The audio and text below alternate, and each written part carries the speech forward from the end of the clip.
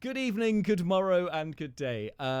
We weren't recording that, no. But now they're hearing me say it. So good evening, good morrow, and good day, and welcome to another edition of Slice and Dice. We've had a couple of weeks off due to unforeseeable reasons, but we are back with a vengeance because I just opened Outlook with a hotkey rather than starting the stream. So good times all round. Anyway. Good evening, guys. Welcome to the stream. I've just had a little sneak peek there at the audience there. Another little tech fail of our special guest for this evening, who I've just quickly hidden away. So that's one announcement for tonight. Speaking of which, shameless plug. Shameless plug for tonight. We have a special guest on the stream joining us today.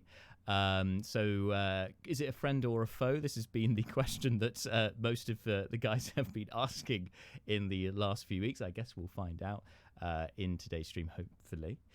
Shameless plug! Shameless plugs. If you haven't subscribed to our YouTube channel yet, please do so. There's a link to that on our Twitch page.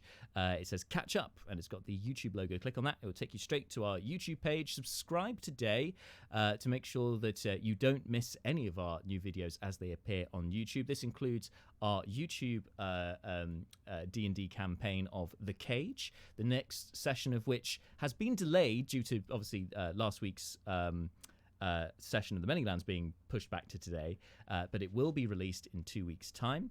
And before that, I can't tell you when because I haven't finished editing it yet, but at some point before then, we will have a new Don't Believe the Hype video dropping. This one reviewing all of the optional class features in Tasha's Cauldron of Everything, just going through all of the different features, how they work. It's generally quite a positive one, this one, just saying these are all great, these are all nice features, and don't be scared if you're a DM and one of your players goes, hey, do you want to use some of the optional features from Tasha's Cauldron? I'd really like to use it for my character. Don't worry, it doesn't break the game. They're good, nice, flavorful features. There's some really cool stuff in there too. So that will be dropping on our YouTube channel, as I said, at some point in the next couple of weeks. I'm in the middle of editing it at the moment, so once it's edited, it will be up. Shameless plug. One final shameless plug. As I said, due to last week's session being postponed to today, we will have our next session next week. So you get 2 weeks in a row of the Manylands campaign. Woo! And to make things even more jazzy and fun, yes, thank you guys, yes. Next week, we will have, for the first time in 2021, a giveaway here on the stream. I can't reveal the details just yet, but if you're following us on our socials, that's at slice&d6, I will be unveiling the prize over the next week, and I'll be launching the competition proper next week's session. So make sure you're tuned into that. What I can say for now, because I've ordered one for myself, so I could show it to you, and also because they're really, really nice and cool, is it's from a friend of mine, has her own pyrography company, and she's recently moved into kind of hobbyist materials where she can like do personalized messages kind of burnt into wood. They can be also doing logos and all kinds of things. She's got some dice trays that I think launched today. So these are wooden dice trays, which can then be leather inlined. As I said, can be inscribed around it as well. I think she's looking at doing dice towers. And what we'll be giving away is something else in the dice area. But as I said, I'll be revealing that on our socials throughout the week. Make sure you're following us at slice&d6 on whatever platform you are on. And that's quite enough shameless plugs for today, I think. So, unless anyone else has anything that they'd like to interject with, no, good. Then we shall jump in with tonight's session here on Slice and Dice.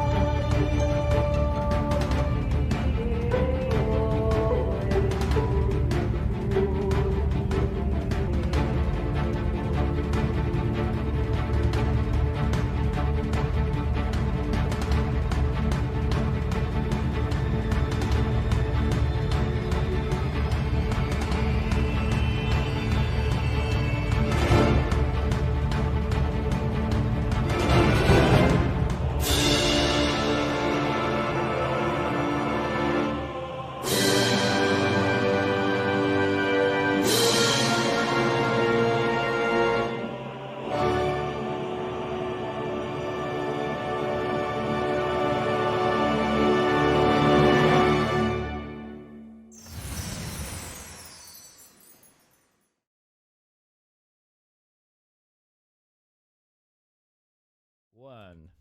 And we are back. So, ladies and gentlemen, last time here in the Manylands campaign, and I think probably we're due a recap, aren't we? It's been a little while. Well, so you guys, the most of you anyway, were making your way back to Hilberg, along with the once prisoners of the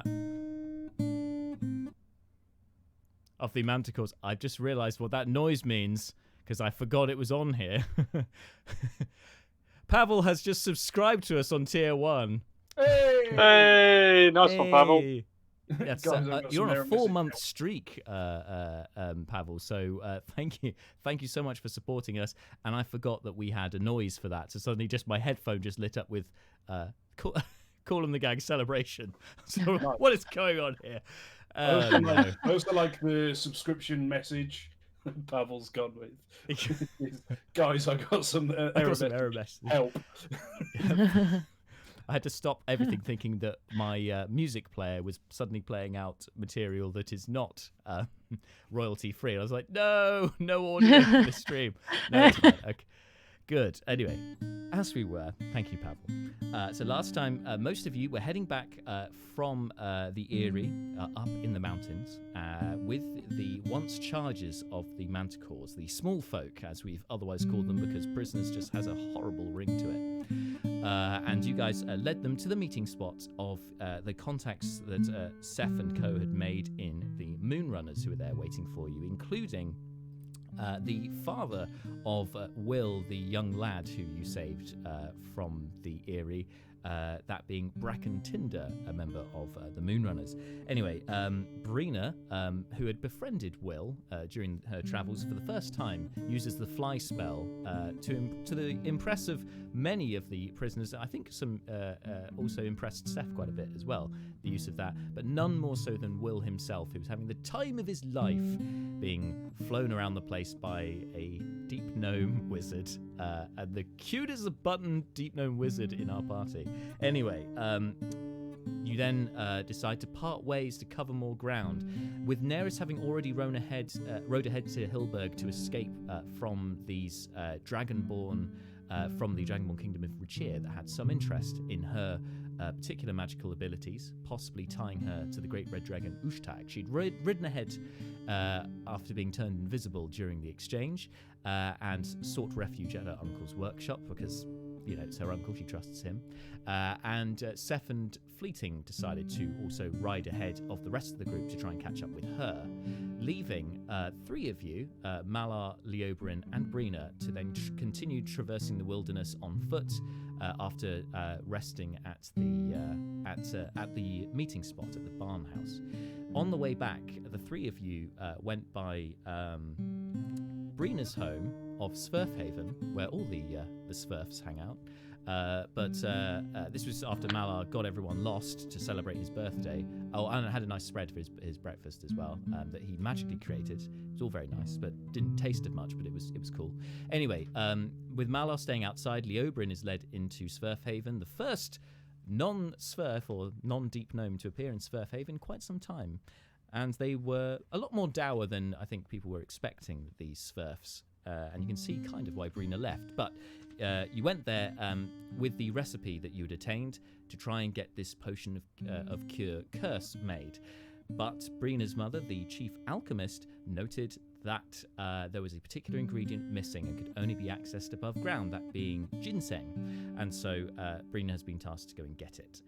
So she returned with Malar and Leoberin to Hilberg in the dead of night, while it's been raining during the night, to get back to your house that you were offered in Hilberg and meet up with the rest of the group. Meantime, the 3 chaotic neutrals of the party, that being Seth, Fleeting Look, and Neris, decided that they could train Neris to use her powers better.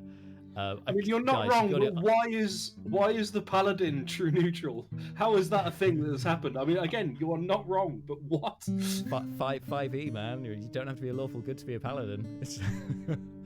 Anyway, yes, the most unique of paladins, fleeting look. The three of you, or should I say, Seth has the idea, in fact, to train Neris to try and harness her powers better, so that she doesn't lose control of her fire powers when using her fire magic, so that she doesn't burn her comrades around her, which has been a bit of a problem thus far. So you decide to do a bit of a training montage, and by the end of the day, Neris, for a moment, thinks she may have been able to get some control, even ever so briefly, controlling the flames from the fire that would be imbued around her. Anyway, after that little exchange, the three, and a short meeting with the lieutenant of the Hillberg Guard, you guys go back to have your dinner in your house, or should I say, basically a mansion, and await for the rest of your party to arrive. When they do so, they are preceded by Neris's uncle Brynlin, who has a gift for her, saying that he wants to protect her as best he can, but recognizes that she has more important business to attend to, and so he would only slow her down, and offered her what's known as a ring of protection, which you have been admiring over dinner, but have yet to attune to. But you've been told you need to attune to it to make it work.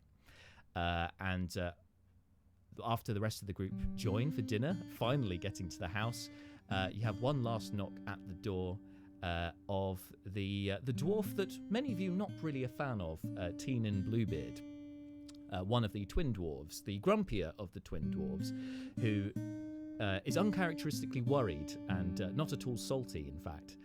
Despite Seth's protestations and basically ignoring of him, he tells you that he needs your help because there is something terrible about to happen at the brewery.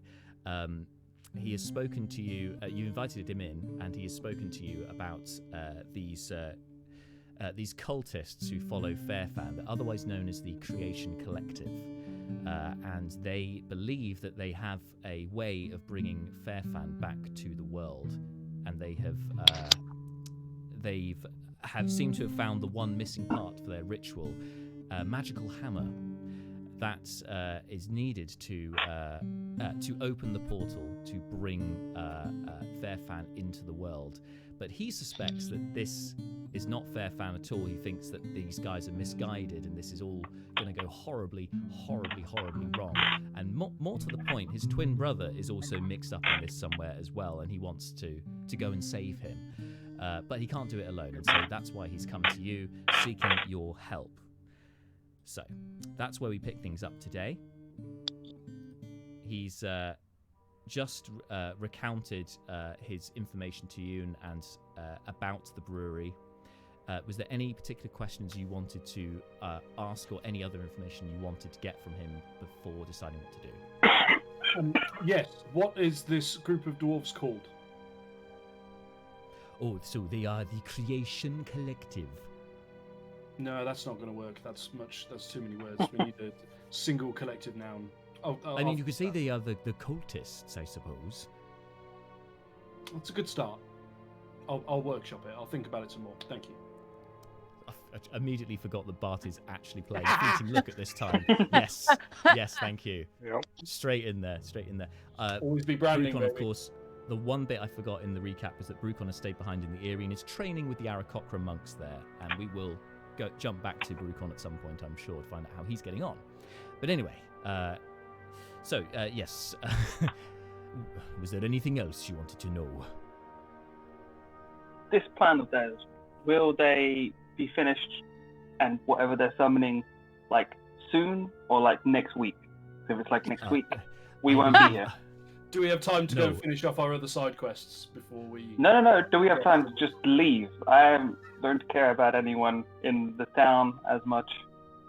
They keep not paying us for saving people, so let's go. If it is gold you are after, Master Elf, you must know that the cultists do pay a kind of fee, and I know that there is a treasury of sorts kept within the brewery, and that you may be compensated for your bravery.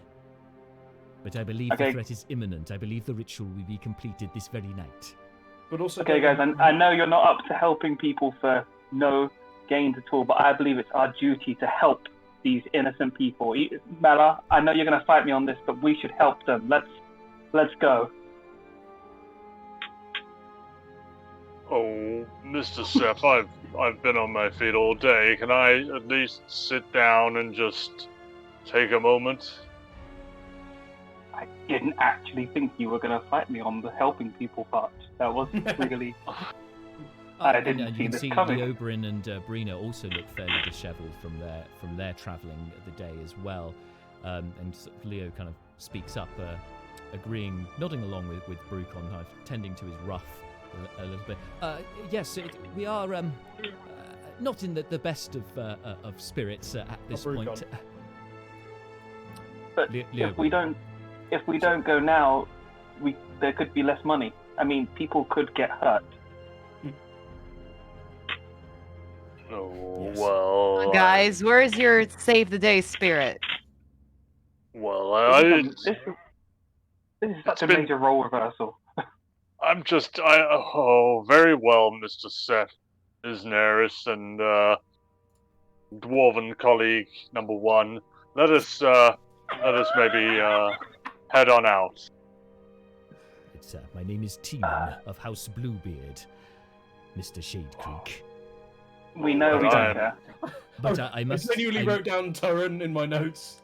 No, Turin's the other one. But they are twins, so it's easily done. Turin I don't hate. This is how I remember people. But I must say, before we go, there is one bit of... one other factor that should be thought about.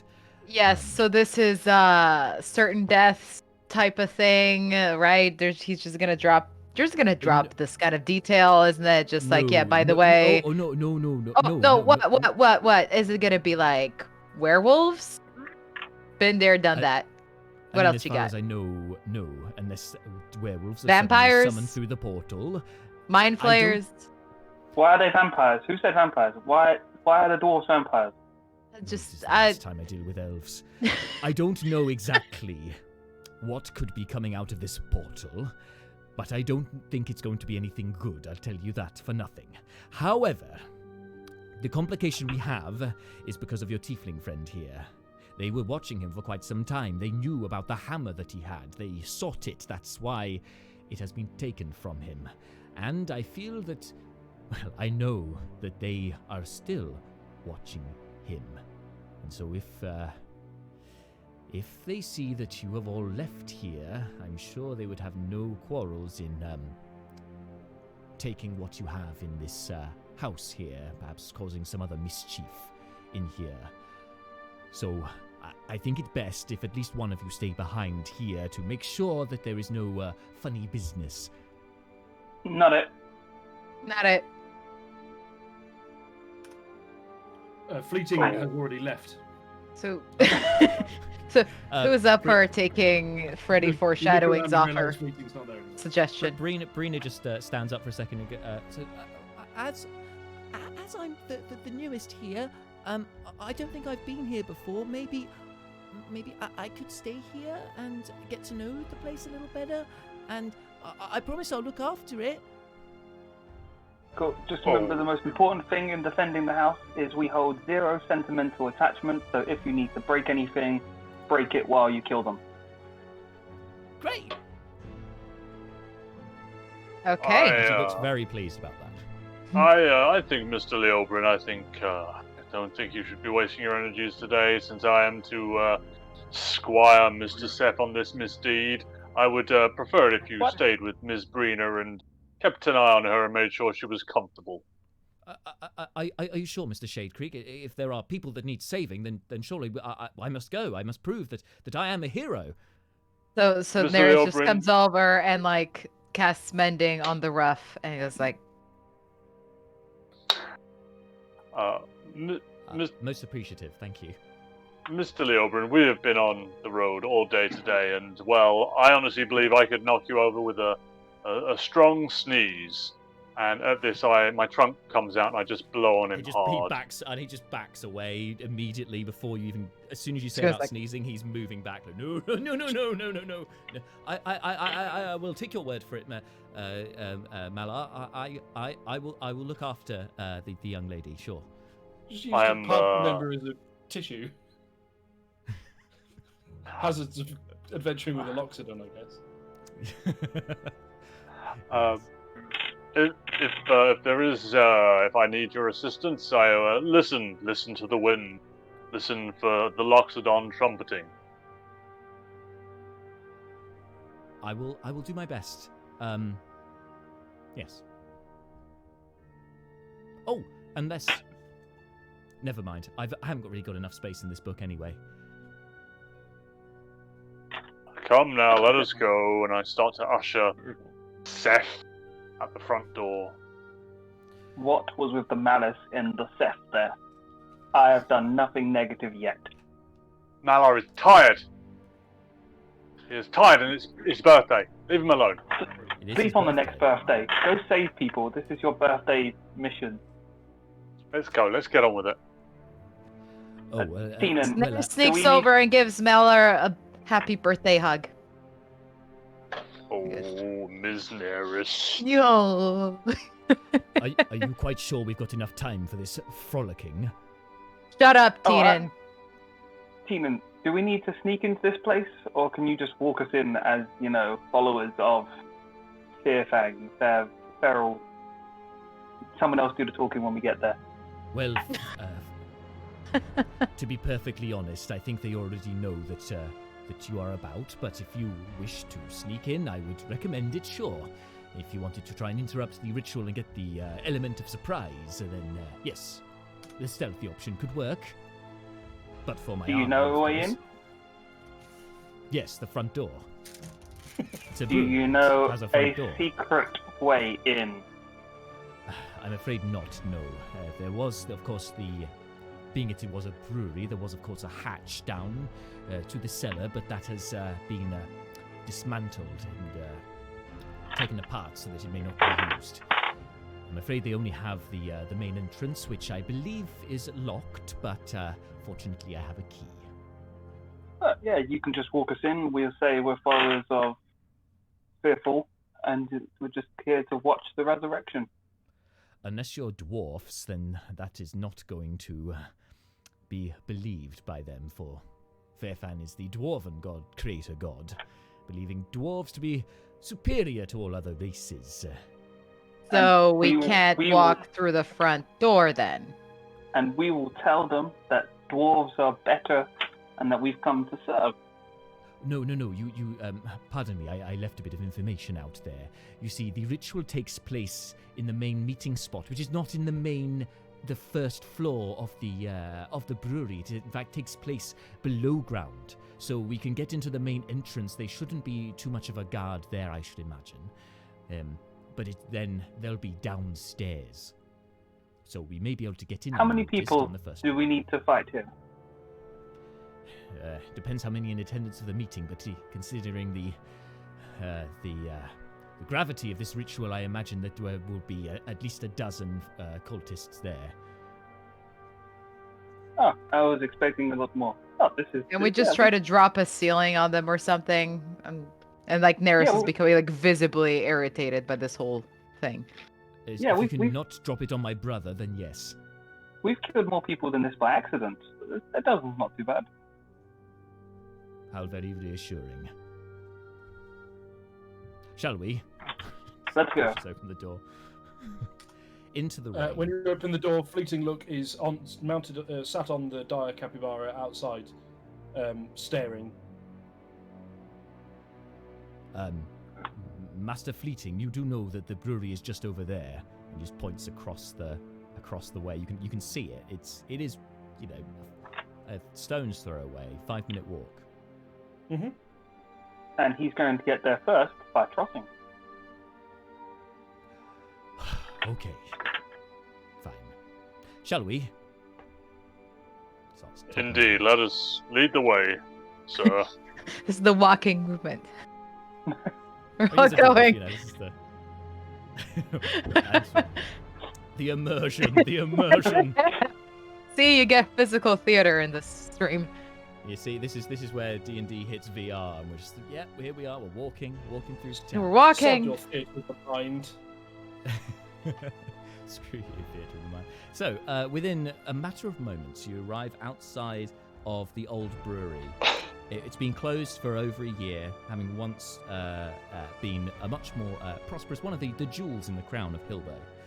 The central portion of the building seems to be of a crumbling clay, whilst the east and west sections, you can see the extensions that have been added on later, are made entirely of wood and appear to be leaning against this, as if a stiff breeze could knock the whole thing down. It's really not looking in the best of conditions. However, you do notice above the main entrance, so the main entrance itself are mahogany double doors, very grand though somewhat squat, unsurprising given that it was a dwarven brewery, and it's been chained up with a padlock over the doorknobs at the front. Above it, in Dwarvish, is a faded etching in the stonework. Malar, I believe, reads Dwarvish. Does anyone else? No? Well, obviously Teenin does. Okay, no, not a problem.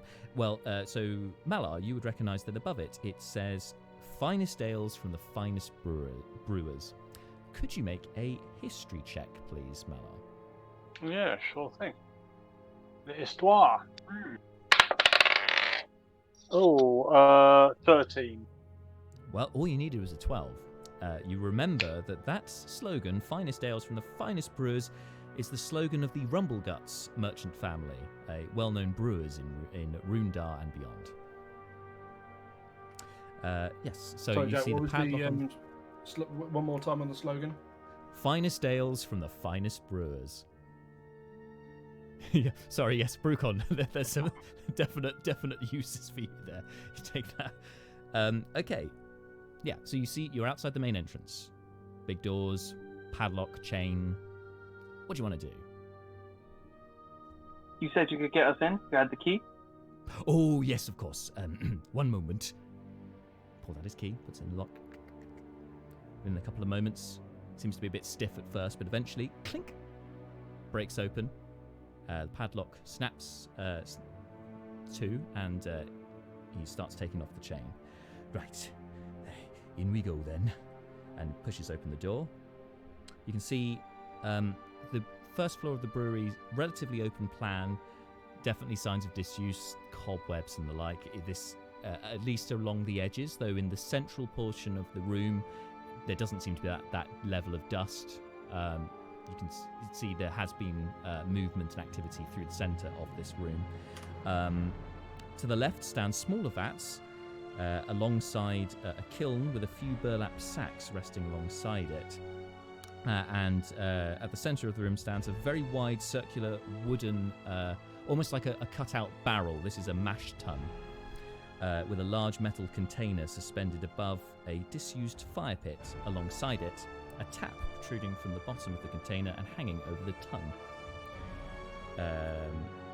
Anyone proficient with brewer's supplies? No, that guy's not here. Yeah, you left the one who is behind.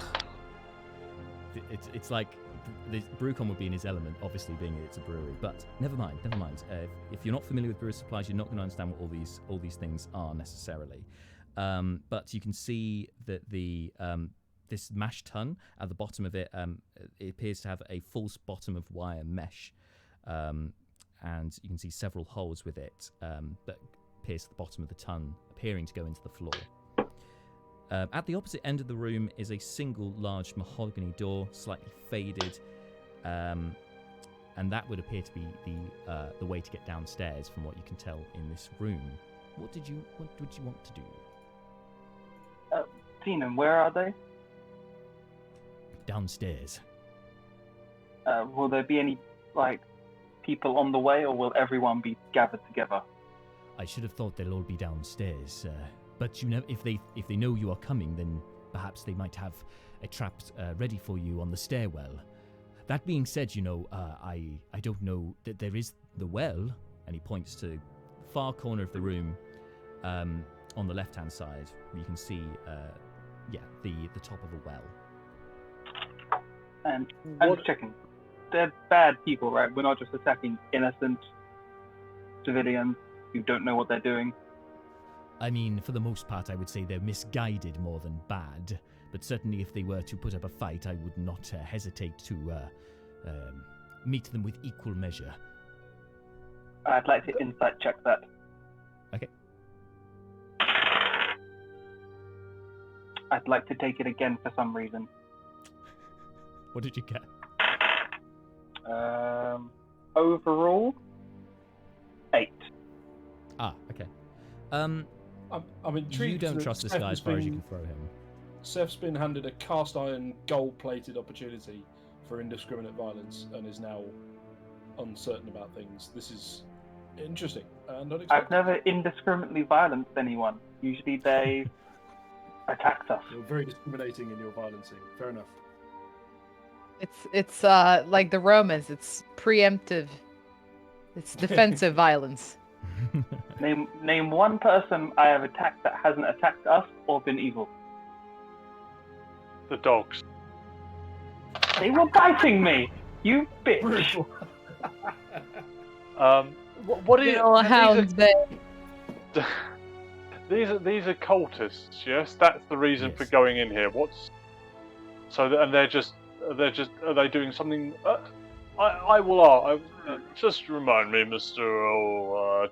Teenin, what is the what nefarious plot is going on here? They are trying to summon a being from another realm. They believe it is Faerfan, though I don't think, from my understanding, that a god would exist on another plane of existence. They'd be, at least not in the way that I've envisaged contacting a god. It seems most unnatural to open a portal or something. Oh, well now, what's the layout down there? Like, if we were to drop somebody down that well, would they appear at the bottom, the back of the room, or at the front? The well connects to an underground stream, which is in a separate room. If you were to go down there, and provided you weren't to make any noise, being that it's an underground cave, and so splashing into the pool below is going to echo across the entirety of the downstairs. If you were to get down there without making a sound, then you could easily sneak up to and have a side entrance into the main chamber, which was the rest of this brewery, but they've since smashed and destroyed most of the equipment and moved it all to one side. Looking how at deep is the stream? What? How deep is that stream at the bottom of the well? Oh, it's I haven't taken a dip myself. I wouldn't know for certain, but it is an underground, not quite the size of a lake, more of a pond, a very large pond. I would say maybe 10 feet deep, maybe slightly more. I mean, I can feather fall down there and breathe underwater, so I can hide under the water if there was a large splash. They may just think rocks fallen loose. Well, now hold on, Mr. Seth.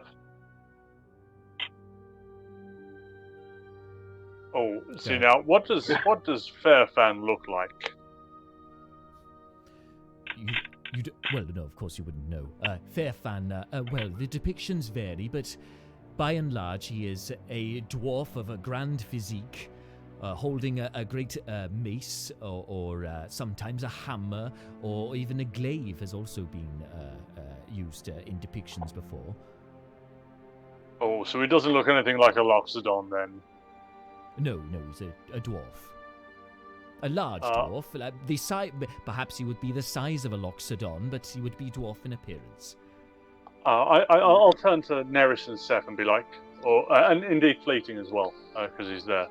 Oh, I don't suppose you could do anything about disguising my trunk, could you? Maybe I could appear and just, calm out the situation and send them on their way. You want to look like a giant dwarf? Oh, yes.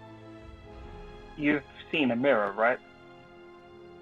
Now, Mr. Seth, I'm not resorting immediately to aggressive violence, such as your instincts would dictate. I'm trying to find a peaceful solution for these misguided folk. I haven't said anything violent. I said, should we talk to them? Oh well, I am all for that, Mr. Seth. Let's put it to a vote. Who would like to talk to these poor, misguided folks? Maybe we can illuminate them with the light of the eight. And Malar puts his hand up. Not it, but knock yourself out. I don't think we should all go in case, they turn violent and all attack one thing. But if you go to talk, maybe I'll take the well way and hide and attack from the side if it all goes shit sideways. Oh, good idea. Mr. Fleeting, what is your thoughts on the matter? I want my hammer. Excellent. That sounds like we have a majority for talking then. I think it's a 50-50 split, but God is on our Well, side. Neris is for talking. She just doesn't want to do it. Yeah.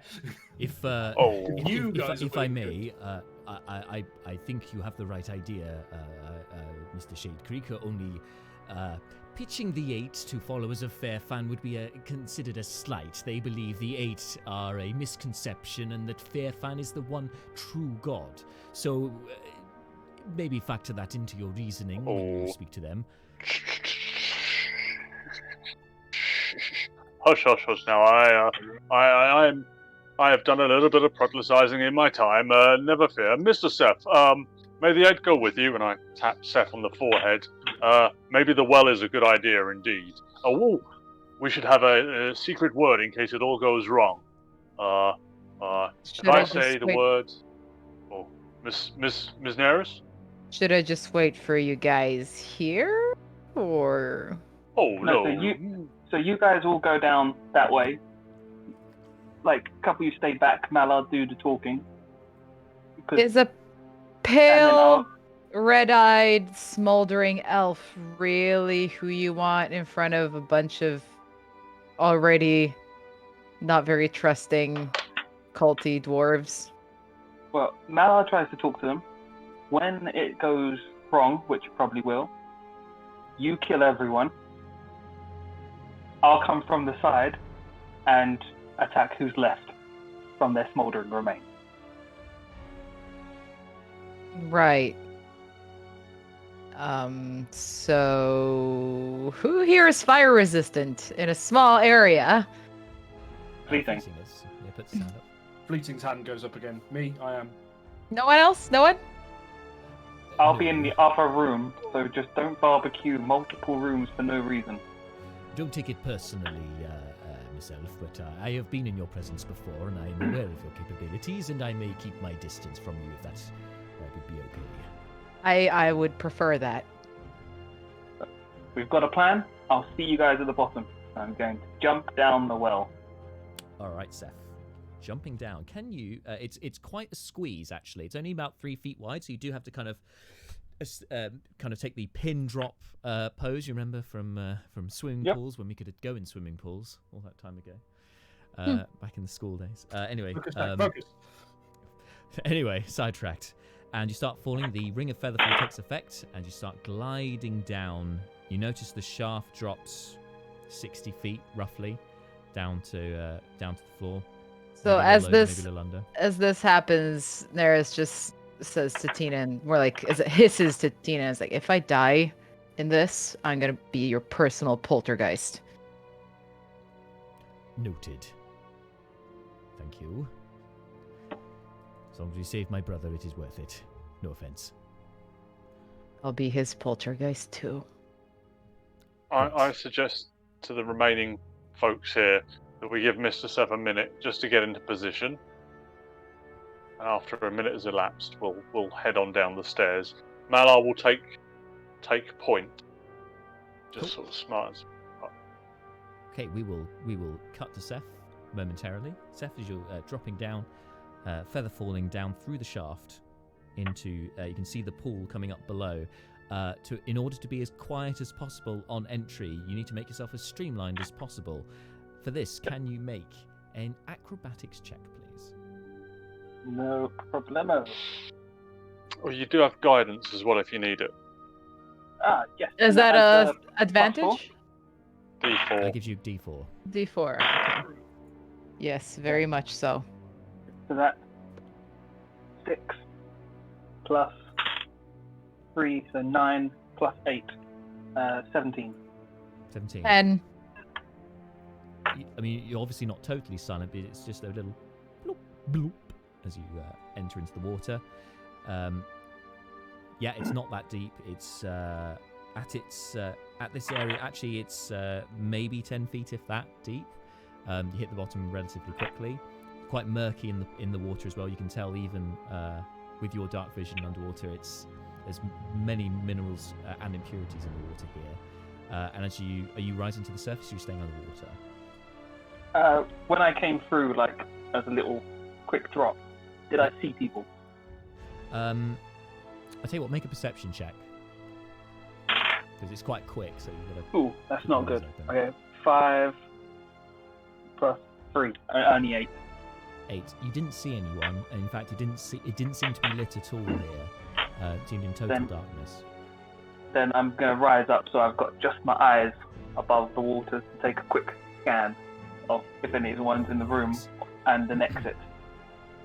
Yep, and you can see, with your dark vision, fortunately, because you have that, you can see that this chamber's maybe a 20-foot radius kind of area with some natural stalactites coming from the ceiling. It's quite a low ceiling as well, maybe 3 feet above the water's surface, and you can see that it steeply rises to maybe 6 feet at one side where there's a rocky shore. There are some carved steps that you can see carved into the rock leading up towards it. Just on the edge of your sight, there seems to be a glow emanating from this little passageway that's been created up the stairs. I'm gonna. Okay, so there's no one with me, so I'm gonna exit the water, and I'm going to cast message towards Malar. Cool. Radius on message is what, 30 feet? I thought it was more. I thought it was 120. If it's 120, perfect. Yeah, 120. Okay, you're fine. No, ignore that. You're good. Good. So I cast the message towards Malar, and I'm just gonna say, landed safe. No one's here. Just gonna check to see if I can get a count on how many people are there. All right, Seth, are you? I take it you're going to sneak up the steps. Yes. Cool. Make a stealth check, please. Are you equipping your shield at this point, or not? Yeah, I'll have my shield on. Cool. Stealth. 28. 28. Sneaky little serpent-like being. As you slide up the stairs, well, not quite, but anyway, sneak up the steps, heading towards that glow. And as you get closer, going up the steps, you can also hear echoing through the passage a low rumble that you soon realize is the chanting of this ritual. One voice above the rest, speaking in Dwarvish. You don't speak Dwarvish, do you? No, so you don't understand exactly what he's saying, but sneak up to the entrance, and then you can take a little look inside. Can you make a perception check for me, please? Oh, natural 20. Whoa! Oh, right. So you, somewhat in your element, being the rogue sneaking off on your own, doing some reconnaissance, you get into a prime position, arch your neck round the corner, and peer into the room. You can see that even this room is dimly lit by a few sconces adorning the walls. It's in the centre of the room particularly dark, or it would be normally anyway, because of the size of this room and just those sconces on the wall dimly lighting the area. Immediately in front of you, you recognise that where your passageway ends is kind of at one end of the room. You can see immediately ahead of you is a raised dais made of wood. It seems to have been ramshackly built, but upon it stands a very impressive seemingly brass statue of a very large dwarf. over 6 feet tall, holding a very large glaive. It's a statue, of course, so it's not moving. But you recognise the activity of what's going on beyond that dais, further in, turning right, your head right, looking further into the room. You can see the congregation of Dwarven cultists, most of them all wearing these kind of burlap style robes, hooded robes, with one at the front without his hood on, holding up the hammer in the air and leading the chant, as it would seem.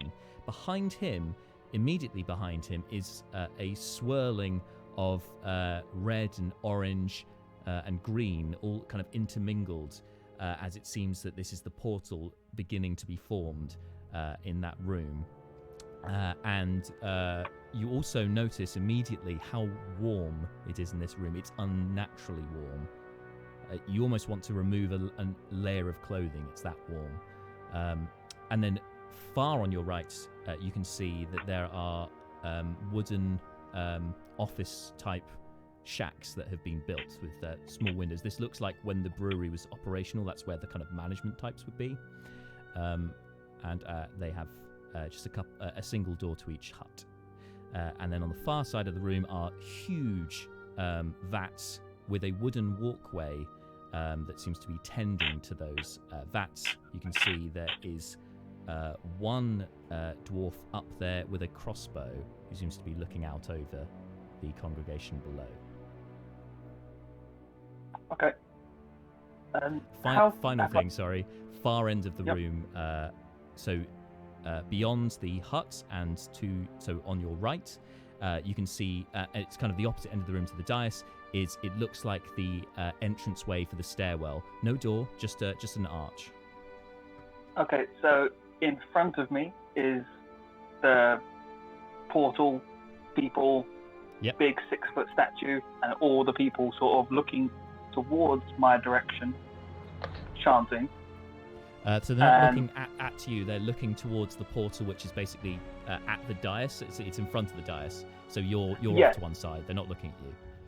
Oh yeah, I meant my direction, not at me. Sorry. But yeah, so just and then to the right is where they'll come from. So if they come talking, they'll be coming talking from the side, correct?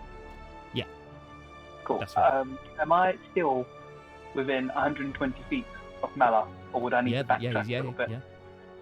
Cool. I'll cast message. I'm going to relay what I've seen and the portal and the shimmering, and say the fucker on the stand has Fleeting's hammer.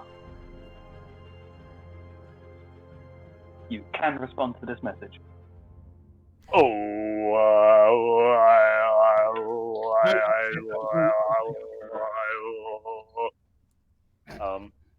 I'm like, I turn to,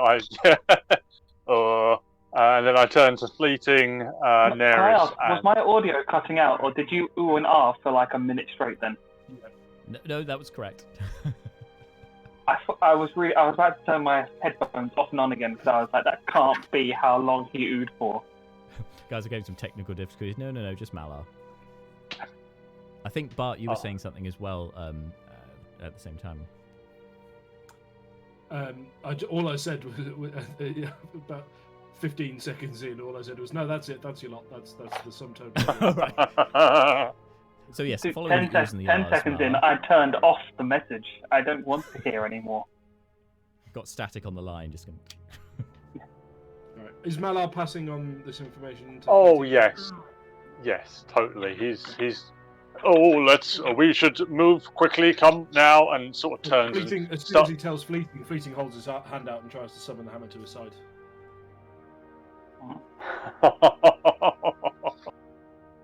Nothing happens. Damn.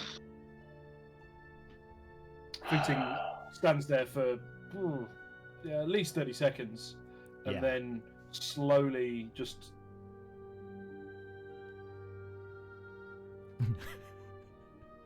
Doesn't seem to be working, and then tries it again, presumably with similar results. So it's the same thing. Then, nothing happens. And then it turns to Malar and goes, "Now, either that's not my hammer, in which case we should probably leave, or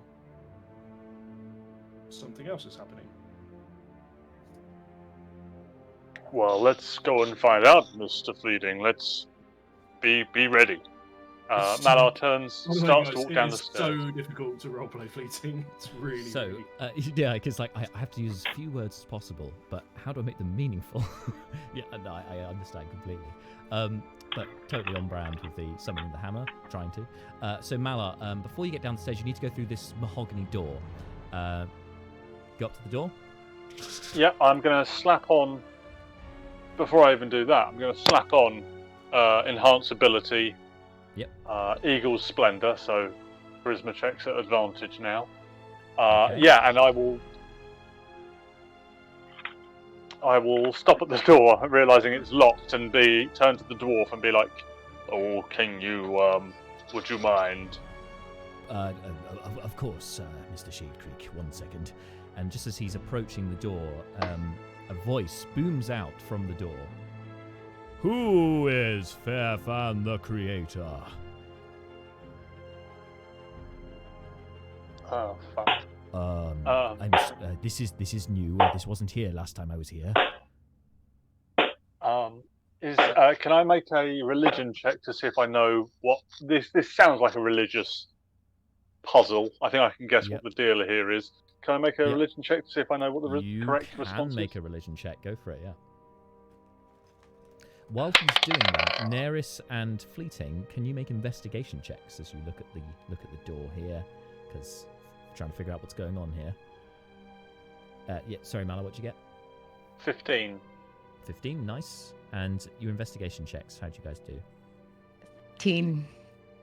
14, was that? 13. I only got the teen. 13, cool. 13. 13. And 13. Fleeting, no? Okay. So with a 15, Malar, this is difficult because this is not your pantheon. This is not your god.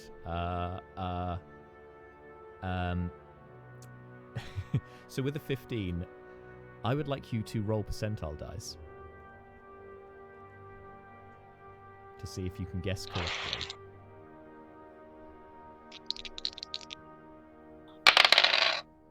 That's going to be 43. Okay. Faerfan is the creator god, the Dwarven Creator God. That seems to be... There is no other... That seems the most... That is what you've been told. That seems to be the answer. Oh, he is the creator, I say back at the door.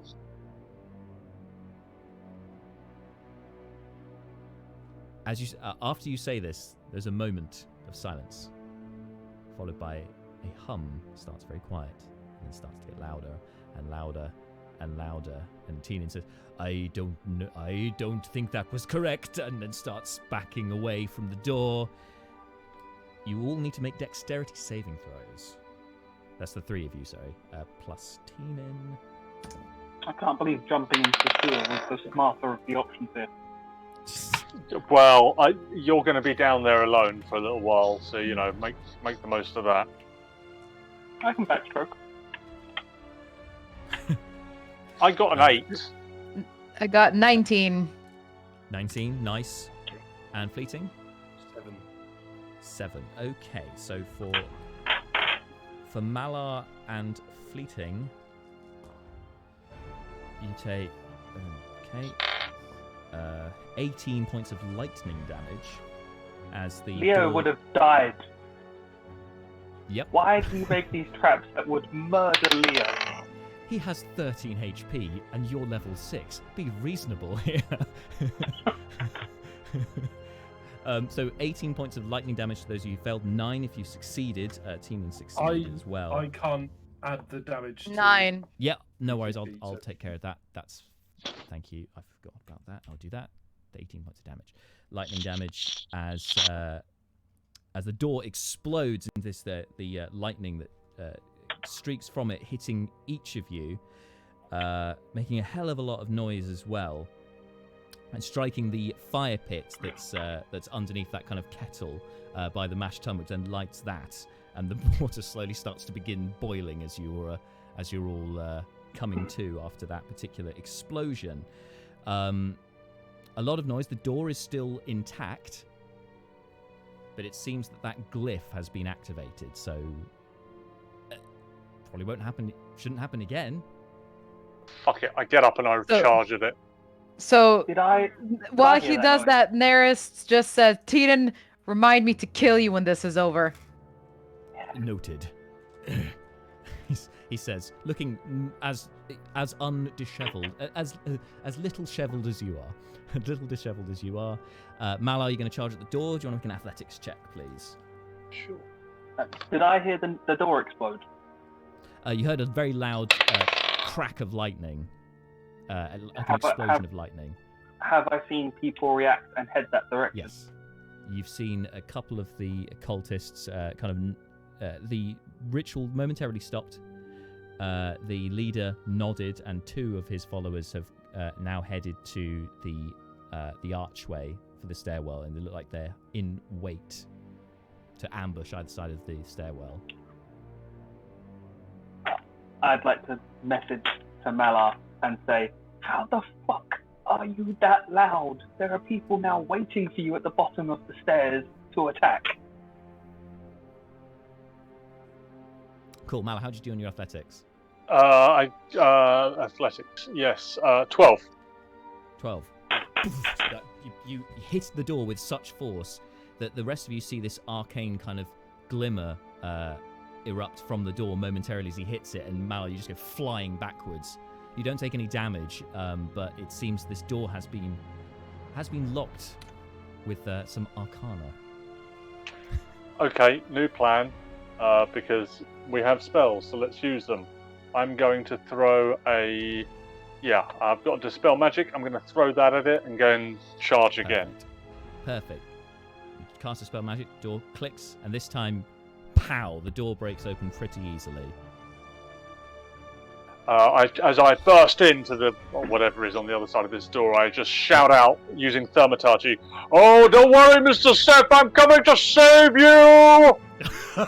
Motherfucker! And I run down the stairs. Okay, Fleeting, Neris, what are you doing as this is happening? I'm staring at it and running after Malar. It's like, wait! Excellent. Oh no! Oh dear God! And Fleeting, And I draw I ready my bow and arrow if you'll permit, just in case. Yeah, of course. Go for it. And Fleeting, what are you doing? Yeah, this is it's the big challenge with Fleeting is not what does he say, it's what does he do. What do you do, man? I will say He mentioned Seth. Well, I think Malar has made it kind of easier here, to be fair. Is Malar? I'm assuming Malar has not run 60 feet away. Not yet. No, he's heading down the stairs, but he's in the lead. But you can certainly keep up. Okay. Well, as he has just barreled into the middle of danger, I think it's not a huge reach to, and he's an ally. I think He also just said, "Mr. Seth, I'm going to save you," so that should be enough.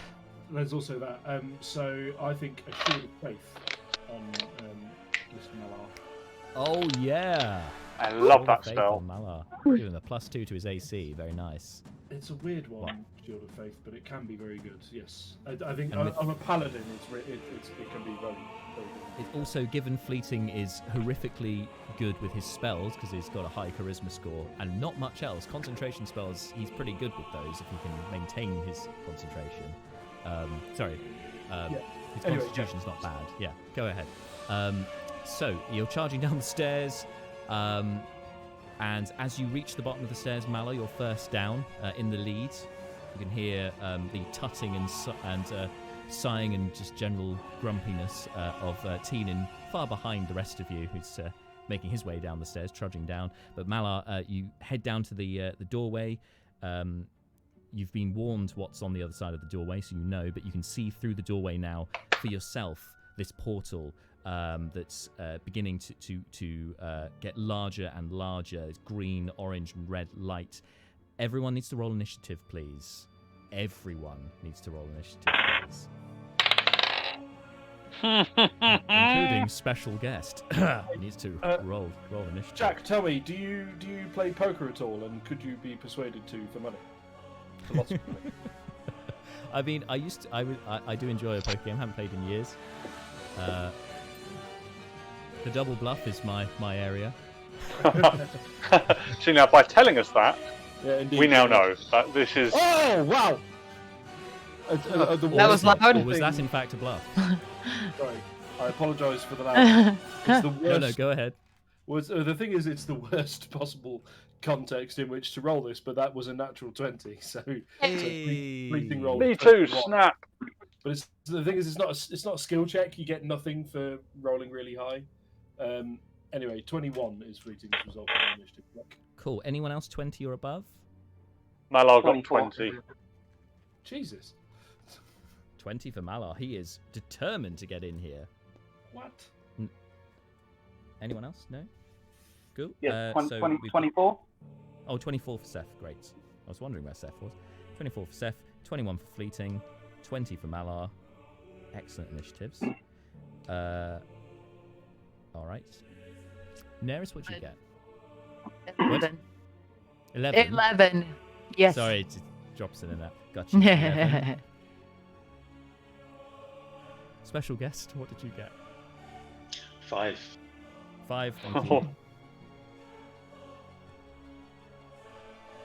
All right, and I got the rest of these boys here.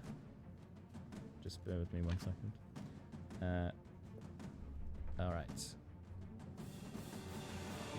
So we are jumping in then. I need to change the camera. So push me that if this all works, because famously this usually goes wrong, and then I have to unplug something. 1 second. How did talking to them devolve into Malar busting down a door and going insane for some reason? Because it always does. It always was the plan. devolves. I feel like this is character growth? Question mark. I'm Yeah, I all wanted- for expediting this and cutting to the chase. So Yeah. the door was in the way. For some reason you didn't turn murdery. Sorry about this. No. I'm not. It's his like, birthday. Yeah, that's my stuff. Get your own character stuff. There's a clear and present danger. Malar, when he has a plan, he doubles down on that plan. This plan was defeated even before the first hurdle was encountered. So he's just had to gut instinct this, and he's spent too much time with Seth. Right. So at the top of the round is Seth.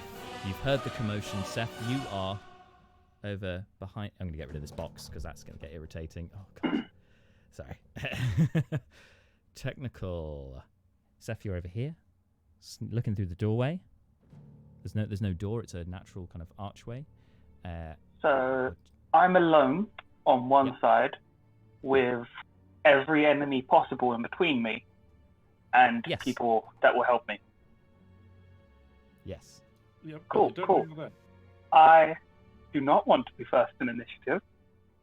So I am Think going about to... that before you chose How- a class that got plus 70 billion on initiative rolls, then, shouldn't you? Ah! Oh, yeah, I'm Double-edged so sword. sorry. So how many people are still in the cult circle doing ritual stuff? There are four cultists. There, you recognise Turin is also standing there with his spear and shield, looking like he's about to wet himself with fear. And standing at the end is the leader with the hammer, standing next to the emerging portal. And there's still the one guard with his crossbow up on the walkway, who's turned his attention towards the doorway where your fellows will be coming from. Cool. I'm gonna point towards the guy with the crossbow. Make Yep. sure that I am completely out of sight, and I'm gonna cast a message. Okay. And I'm going to try and say it in as ghostly a voice as possible, and just be like, "You have betrayed Faerfan. You blaspheme in his name. You betrayed the one god of the dwarf. Psyops, I love it. Make an intimidation check, please.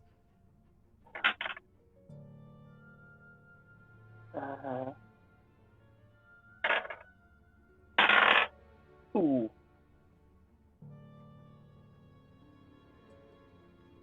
Uh, 14. You've obviously ducked away because you didn't want to be seen. So I can't. Yeah. So I can't tell you how he reacts to this, as you can't see him currently. Okay. But I'll let you know when you get inside or when somebody else gets inside. So you'll go. You're staying there. At the bottom of the stairs, we have Fleeting. You're just behind Malar, and Neris is alongside you. You can see the doorway which Malar is about to charge through, or possibly to stop. I'm not sure. You're not sure at this point. What are you doing? Well, if Malar hasn't charged through yet, then Fleeting hasn't cast Shield of Faith on him yet. So I guess ready in action to cast Shield of Faith on Fleeting. On Malar when he does charge through. Well, I believe Shield of Faith's a bonus action, so you could do it now if you want, and then you've still got an action. Yeah. I mean, Neris is just getting ready for the battle, so she's just ready there with the bow and arrow. Since she's right next to them, she doesn't want to cook them just yet, and they're in a narrow space, so... That's entirely fair. Yeah, I don't have a clear idea of what the appropriate play here is, and I'm enjoying proactive Malar, so I think I'm happy to just let him do his thing. Yeah. Neris is doing the Legolas thing in Moria, but it's reverse, where you're breaking in as opposed to waiting for them to break in. Right. Yes, the reverse is as we yes. Yes. Aiming down. Malar, you're next. Proactive Right. Malar, what's happening? Okay, so I can see the portal. Yep. Okay, So you well, can hear the cultists chanting in Dwarvish. who needs third level spells anyway? I'll throw Dispel Magic at the portal, and I will say, "Oh, now you can thank me later. This was dabbling that you should not have been dabbling in. Yes. Come, I have brought the light of the 8 to you. Fear not." You will have to roll to dispel this. Yeah, baby. Yeah. Okay, where's my Okay. Do you have inspiration? Nope. Here we go. So it's it's a check, isn't it? It's not my spell modifier. It's just my wisdom. Yes, it is. Yeah, 10 plus the DC is 10 plus the spell's level. Yeah. Using your spell. Well. It's wisdom. Yeah. Okay. We shit out on this one, folks. 7. Sorry, buddy. You Yep, throw that's the fine. dispel magic at it, but it seems. Do you still have a luck point, Malar? Oh, is that? Yes, Is I it do birthday? actually. I do. Yes, it's still. I'm going to be I'll be a kind, benevolent DM. You can use your last luck point if you'd like. I will be doing that. Watch me go. That's worse. No. No. Okay. So are you stepping into the room as you do this, or Yes, I staying out? totally Okay. am.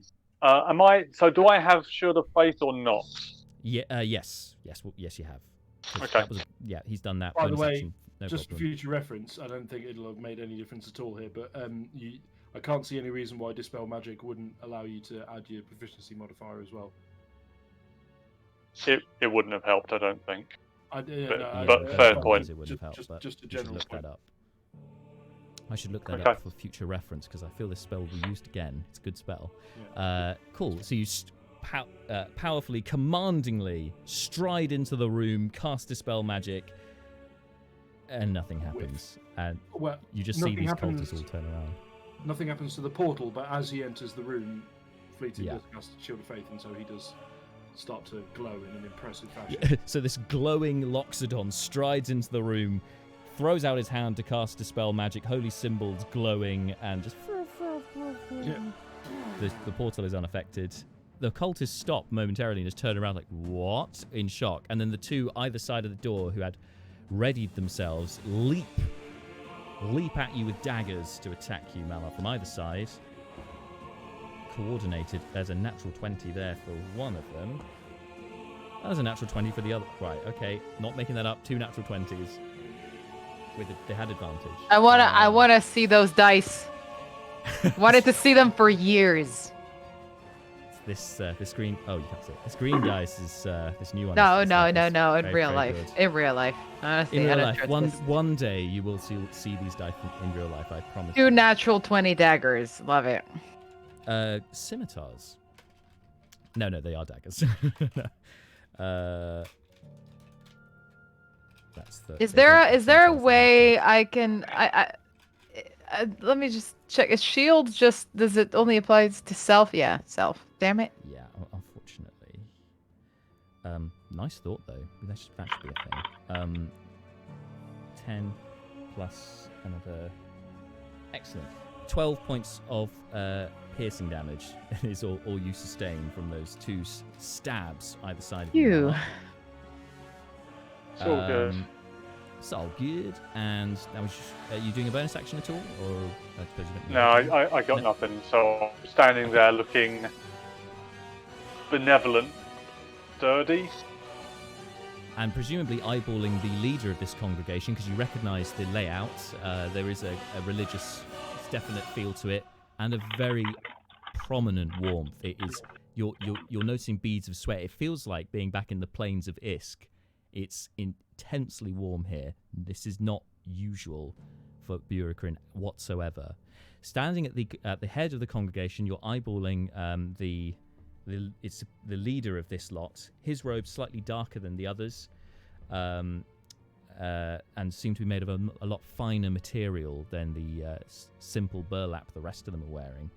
He's holding Fair's Storm, you recognise, which is glowing and cracking. His features are... He has very unnaturally large eyes for a dwarf. You can see some grey, but it's mostly dilated pupil. So there's an intense blackness to his eyes. And with a neatly plaited beard and moustache kind of coming together, and very long hair as well, it falls into his hood. He turns and grins at you and says, "You're just in time." And he slams down the hammer at the foot of the portal. Lightning spews out from it. There's a thunderous boom. You can see the portal itself erupts as it's hit with this lightning energy. It starts to glow blue, white, it's sparking as well, intermingling with this green, red, and orange from before. And then the lightning streaks further behind it, and you can see the dais seems to be hit with this electrical energy, and it seems to be channeled into the statue at the back. It seems like the glaive that's holding from it is almost like a lightning conductor. All this energy powers into this statue, this brass statue, which begins to glow. You hear a large, low, gravelly voice. It is time for you to witness Faerfan once and for all. Nope. And the portal suddenly shifts into a much more solid state. There's a swirling blackness, and you can see it looks like a few creatures are approaching, similar size to dwarves, but their heads are aflame, and they are heading towards the portal. You can see them through it. And that is the leader looks very pleased with himself and steps to one side to allow more room from the portal. That's his turn. Next are the cultists. So we've got the two either side of you, Malar, who are again going to try and hit you again with their daggers. Okay, that's definitely not going to hit because that's 2 8s. So that's 11. And the other one with advantage, 13. So they both try to stab at you, but this time you've got your wits about you, and your shield of faith is helping you to fend off the attacks. The other members of the congregation down here, they're turning around to see what the commotion before they quickly turn back and seeing the portal open are now chanting even louder. They're prostrate on the ground on their prayer mats. They are just willing this to happen. The only one who isn't is the guy with the crossbow up on the walkway above, who's going to take a shot down at Malar. Is he not too afraid to take a shot?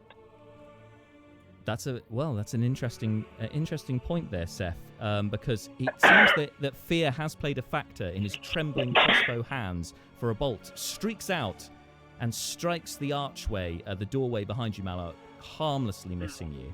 He seems to have been put off his shot for some reason. But now you know where he is as well. Excellent. That's their turn. Yeah. That's their turn. Neris, you're next. I'm just looking at this. I shout to Malar. Malar, we're getting out of here. I'm not interested. Nope. We're leaving right now. We don't need this.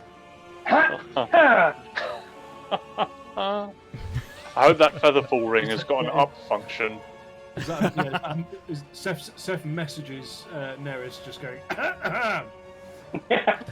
It's just what the hell, man? Just this really unpleasant coughing noise just appears in your head. Just unbearable. And then I guess she would position herself at the edge of that door. She's not going through the door frame. Yep, Nowhere near. But can I see the what's his face? The crossbow dude. You can get yourself in a position that you could see the crossbow dude. So I would like to take a shot at him. With your bow. Yeah. Long bow. All right, take a shot. With the arrows that I made myself. Okay. Oh, I mean, this is. Well, let's see what happens. Let's see how good your arrows are. If only I had my character sheet just in front of me, that would be super, super useful. All right, so that is 19. The arrow will strike true. Roll for damage. Yeah! Legolas in the house. That's 1d8. Okay, God, I'm so out of... Plus your dex modifier. So that is 7 points of damage. It's a mighty hit. You hit him. In fact, you with a 19 on the die, you hit him so hard with that arrow that he loses his balance and falls from the walkway, and just you hear a crunch as he meets the floor and appears to lie still. I think you. Neris puts on the smug face. It's like the 1940s, they get shot, then they spin around flamboyantly and then fall off of wherever they are. It's like full-on Moria, just shot down an orc. Yeah. Bridge of Khazad-dûm. Exactly It's so. happening. So, Malar, don't do a Gandalf on us. As this is happening, the lightning that's been coursing through the brass statue at the end suddenly ceases. I'd like to reveal our guest for tonight is Araz. Hello. Hey. Here you are. So you have just been brought to life by means of magic. Your consciousness just suddenly springs into being, though you have no knowledge of your past. You only have your primal functions as far as you're aware. What are you doing? What do you want to do? After having a few moments to examine his surroundings and have a kind of careful and confused look at the dais and all of the things going on around him, he's going to walk towards the nearest dwarf and try to pick it up to get a closer look at it. Okay. The nearest one is the emperor. I mean, is the leader of the dwarves here, and you're going to try and pick him up. This will be a grapple check, a contested one. But because you have just sprung forth to life, and he has his back to you, you will have advantage on this athletics check versus his acrobatics / athletics to escape. Right. Two fairly, actually really bad rolls. So that's 11. To be fair, he got 10. Welcome to the stream! Welcome! You still succeeded though, because I rolled an 8 on the dice and he's terrible.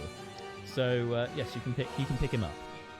And he just looks really confused, holding this warhammer, this glowing magical warhammer, and you're now looking into his features.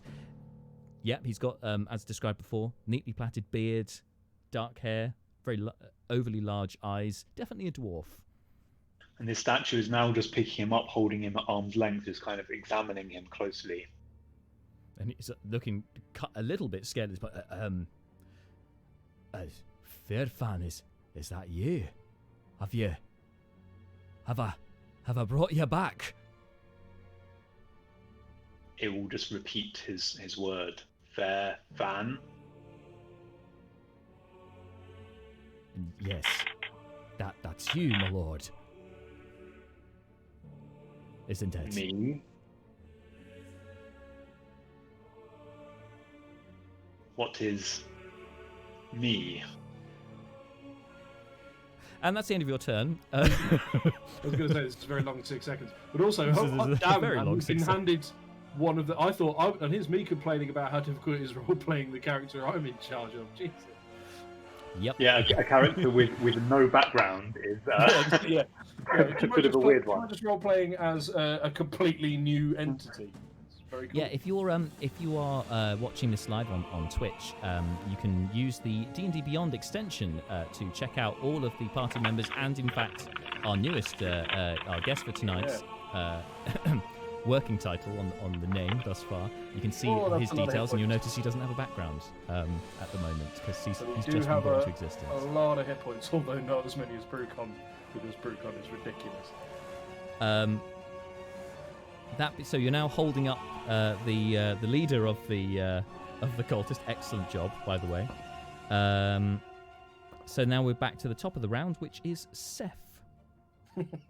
Well, Well, I don't know what to do now, because I was going to attack cult leader, but he is now incapacitated, and I don't know if this guy is a bad guy or not.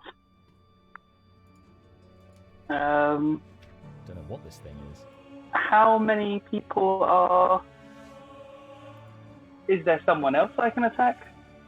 There are the cultists who are still chanting, and there's of course the two that are attacking Mala.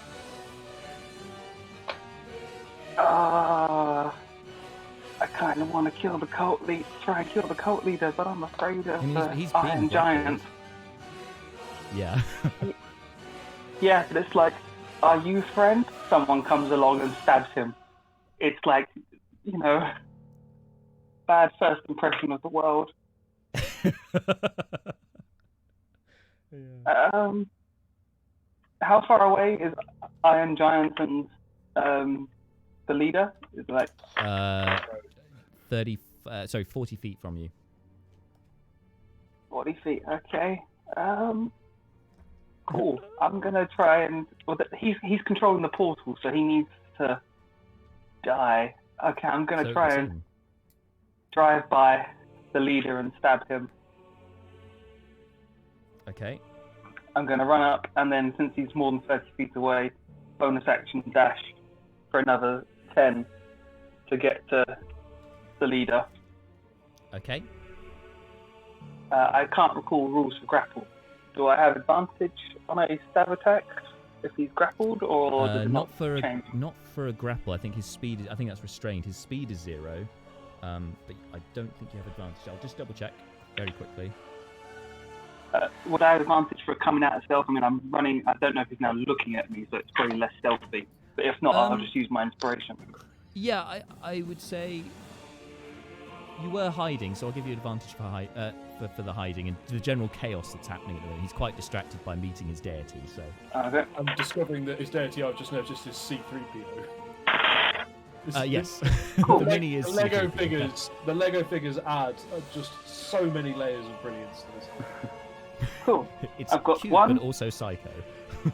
I've got a 1, a 2, and a 20.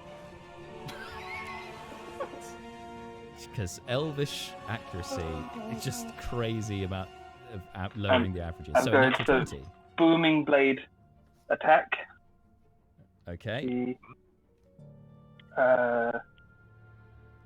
Shit, I need to roll damage. So lightning damage is 4 and 4, so it's 8 lightning damage from the booming blade part. Right. Yep. And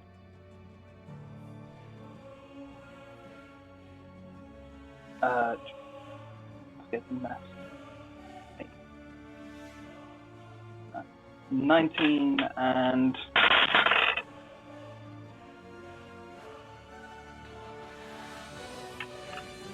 19 plus 15.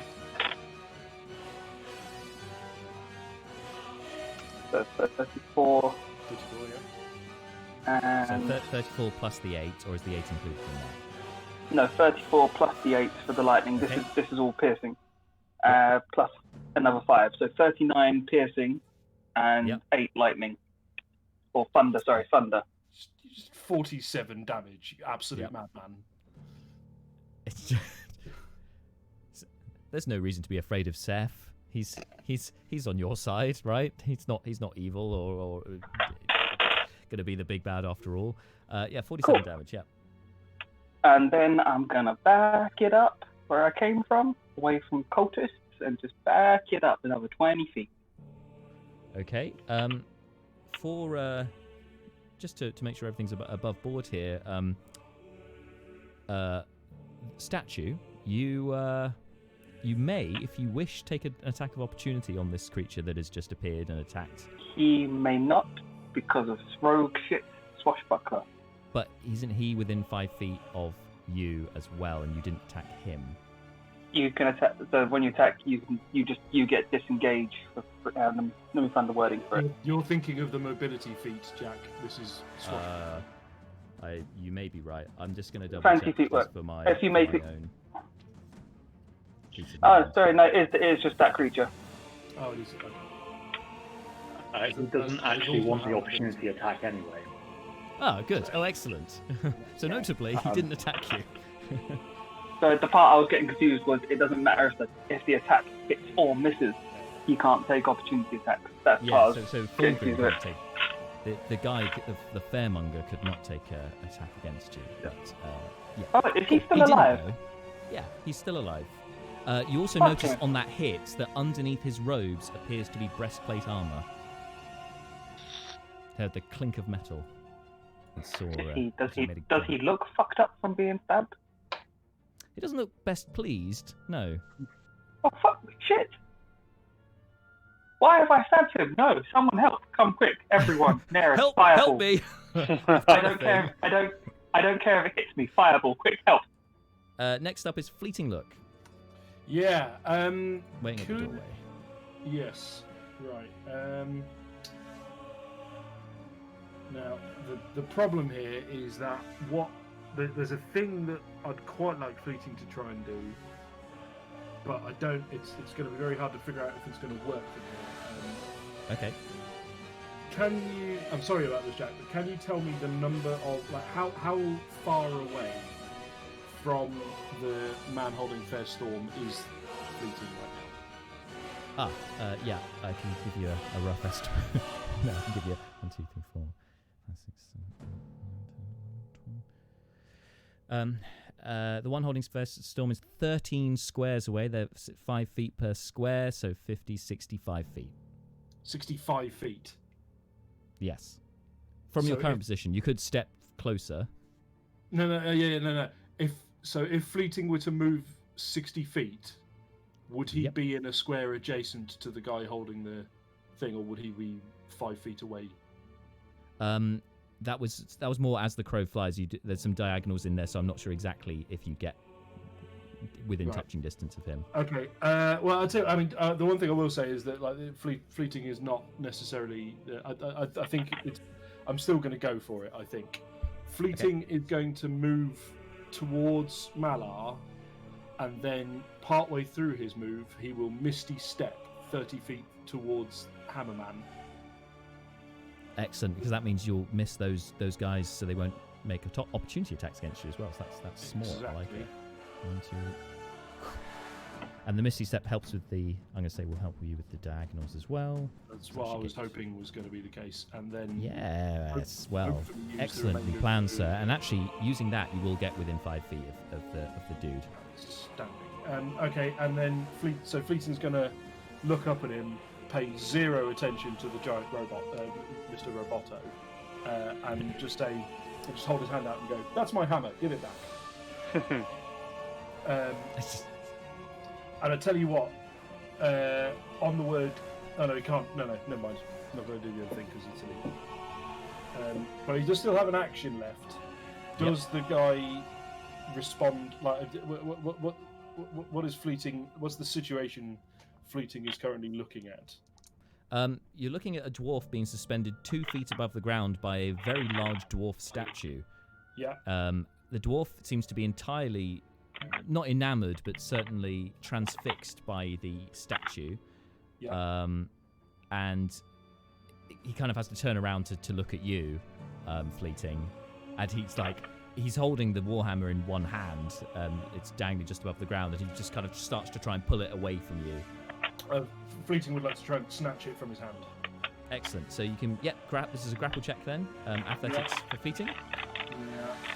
He's already being grappled, the dude. Okay, let's try the athletics check then. So he's going to have disadvantage 17. to try and get out of the grapple. I'm going to say for this one. What? 17 is what Fleeting 17. You snatch the hammer back got. Boom. out of his hands. And that's the story of how Fleeting got the hammer back. Mine. Um, And that is Fleeting's go. Excellent. Snatch the hammer. Excellent job. You have the hammer. Next up is Mala. with the I assume two I can move cultists. forward 5 feet without taking Yep. an attack of opportunity. Yes, you can. So I step forward, eyes fixed on this giant, or this metallic creation, Yep. and I say, "Oh, Faerfan the Creator, good evening.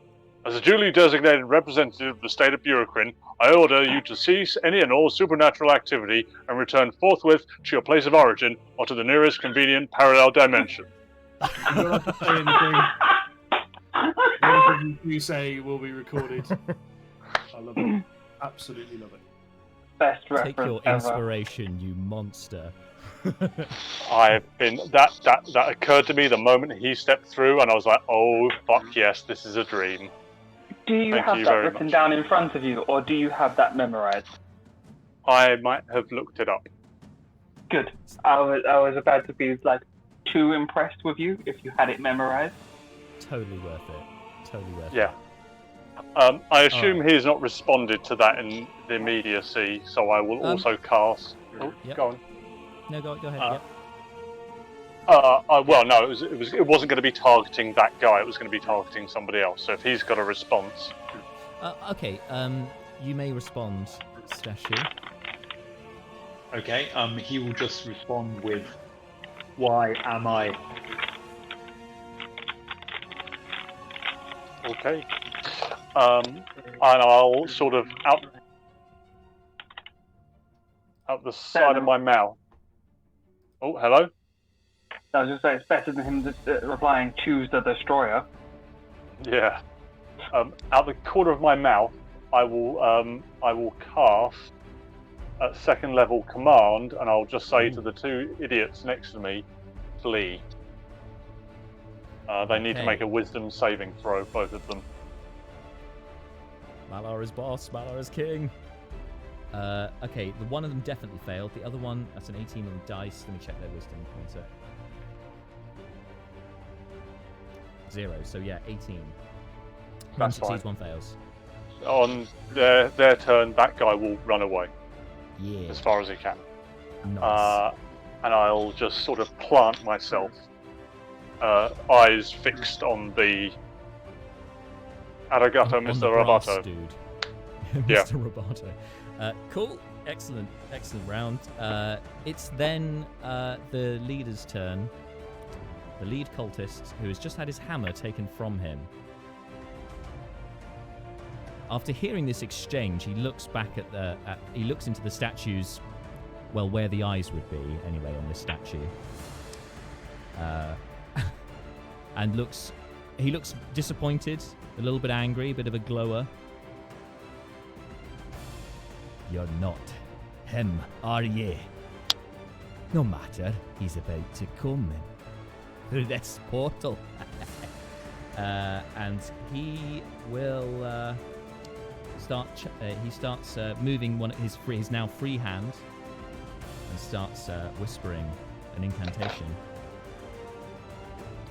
And statue, you need to make and fleeting need to make. Sorry, no, just one of you. Getting ahead of myself there. Statue, you need to make. I think it's a wisdom saving throw. Let me just double check 1 second. Okay. Yeah, it is a wisdom. Wait, what? Charisma saving throw. My bad. Charisma. It's okay. They're equally bad for me. I was going to say, 11. I was going to say, a statue is unlikely to be. He's been so charismatic so far. I know. And fleeting, you see after the incantation, the leader drops to the ground and picks himself up as the statue has suddenly been banished out of the room. Oh. And as if your day didn't get weird enough, you are now just surrounded by darkness, a swirling mist. You can't see anything around you, and you feel like you're falling. As you're currently banished at this point. Well, this probably makes about as much sense to him as the previous place he was in.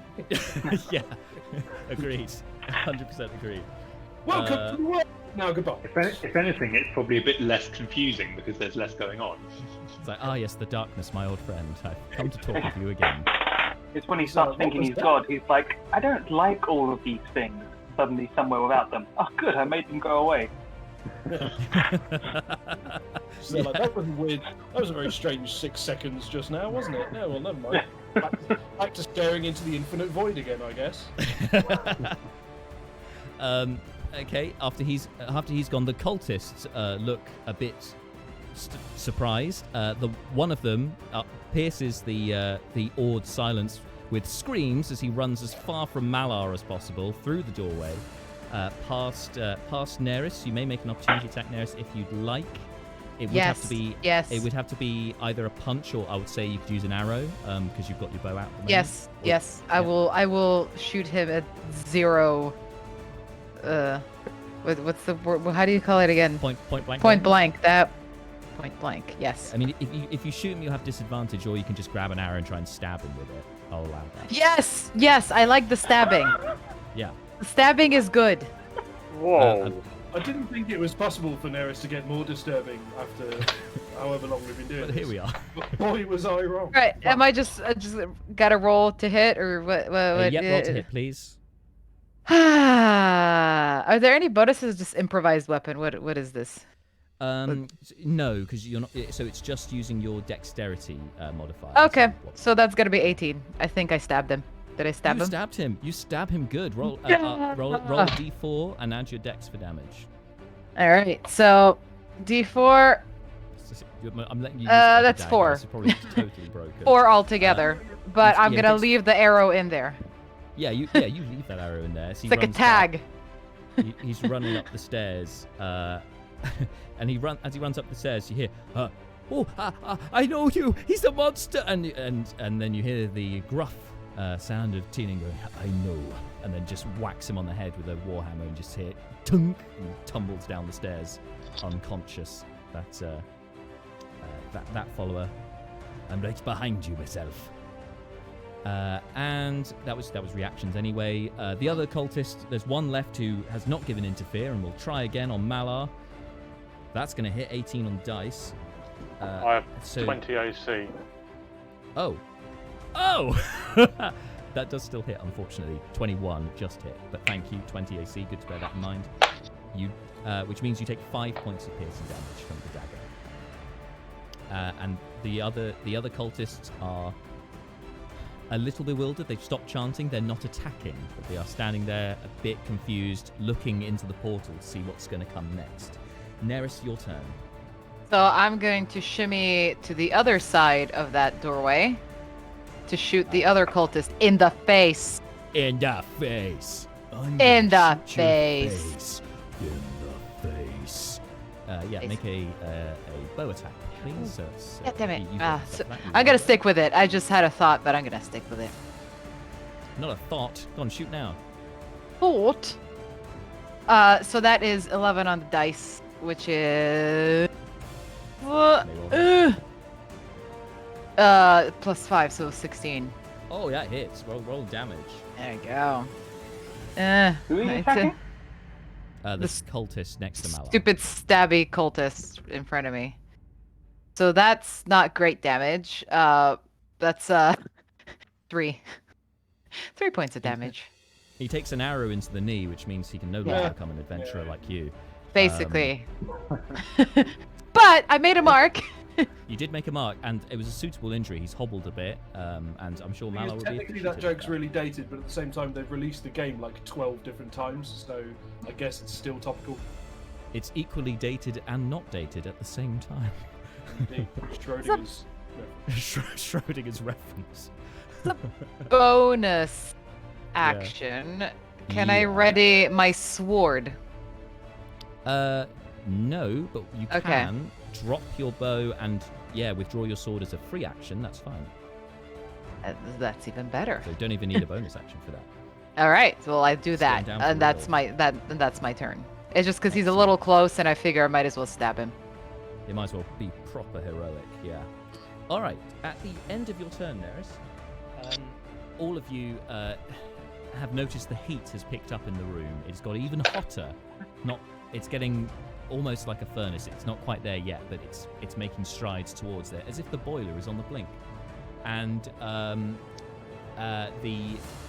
those glowing heads you can see in the portal, Mala in particular, you can now see them start to appear from the portal.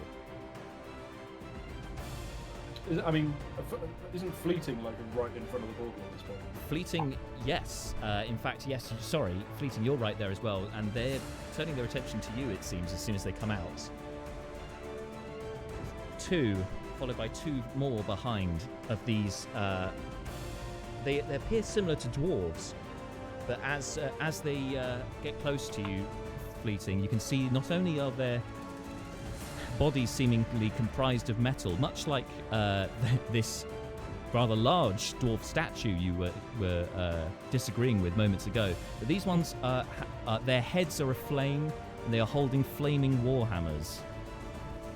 And they approach.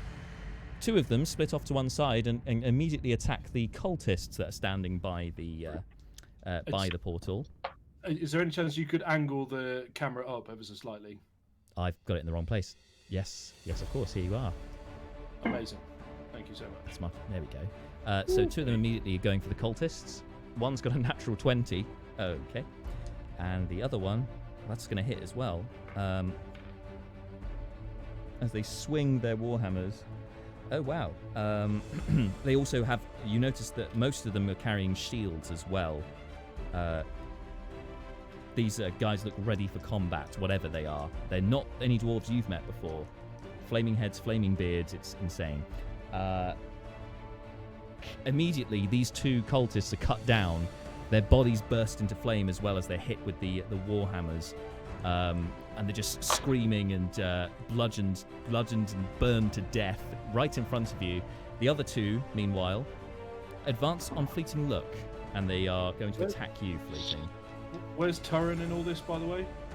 Turin's not far from you, 10 feet from you. Oh, right, that's Turin. He's standing dumbstruck and scared currently, but it's not his turn yet. Okay, these are terrible rolls.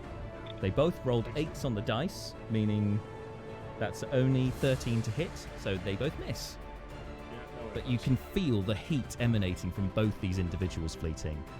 You're resistant to fire, so this is not so bad for you, but it would pose a risk to anyone else if they were to even touch these individuals. that is their turn. Meanwhile, the statue, you are still in the void.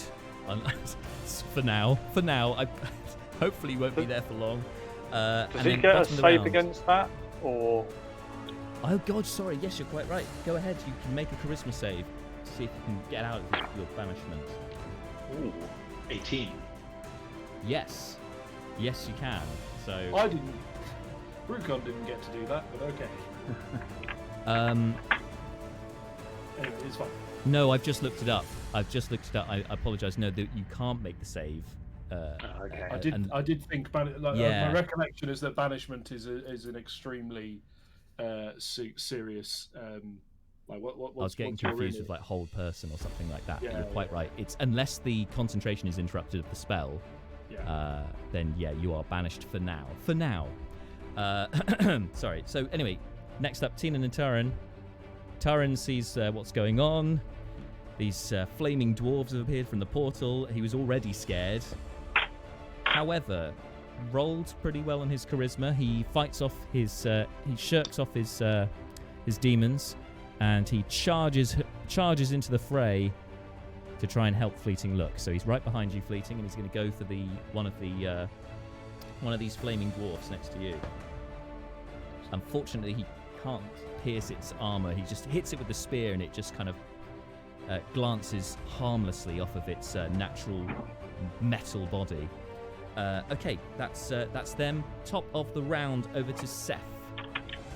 You also saw these dwarves appear. 20 foot of movement to lead a dwarf.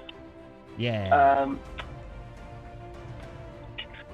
Am I flanking him with anyone? You could be, actually. If you go here, your Fleeting's flanking. Yeah, I'll flank him with Fleeting. Yeah. And booming blade on him. All right. We're Fleeting with flanking. So many Flank times. boom. Ah, The sound of Seth rolling. It's just ridiculous. they are all Let me just get my bucket. highest on that is 19. A 19 will hit. Oof. So, booming blade with rapier.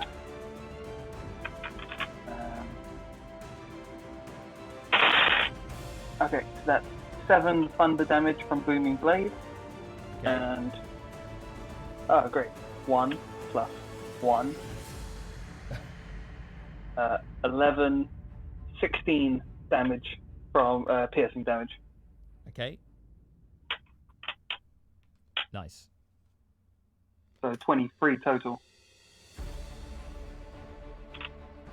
And Okay, then cool. I'm going to. Yeah, he looks in a bad way. I'm gonna- Concentration check. Yes. Yes. Indeed, a concentration check. Coming right. 23 total, so That is he a needs fail. to beat. Oh, excellent. Appearing right next to you, in fact, Seth, now is the 6-foot dwarf statue.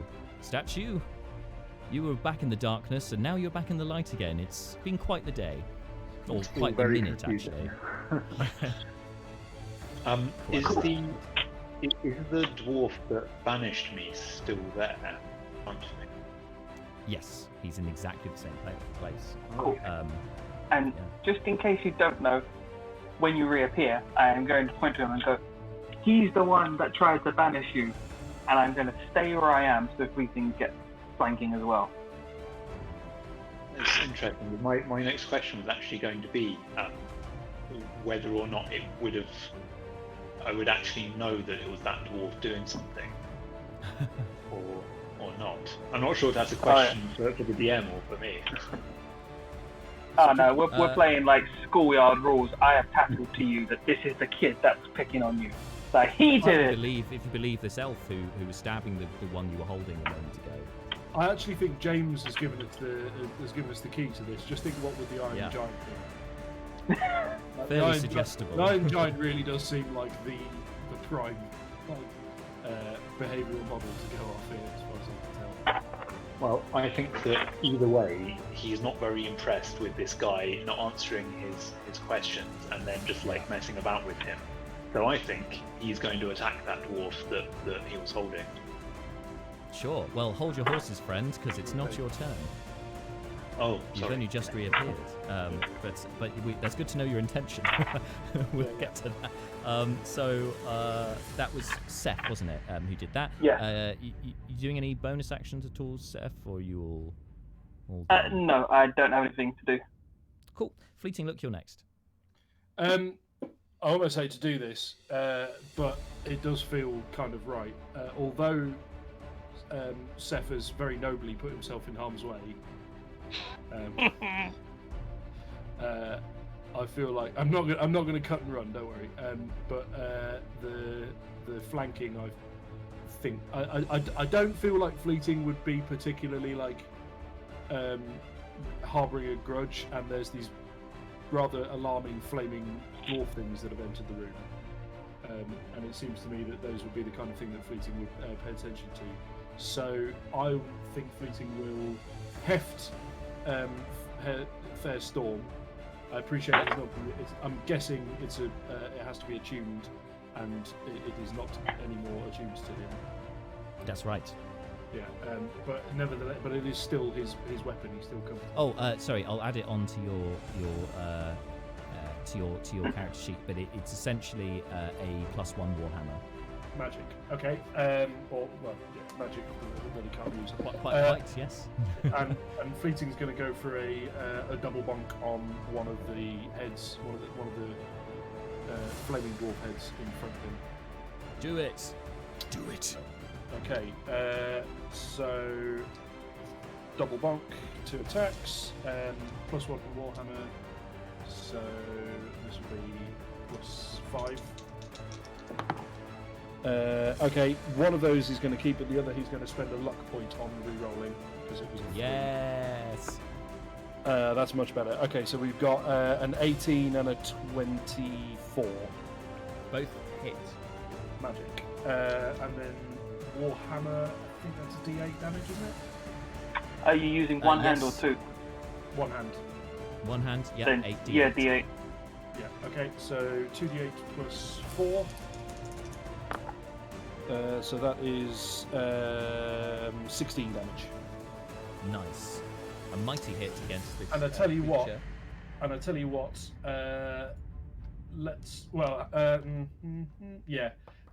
let's spend a first level spell slot for some divine smite damage as well.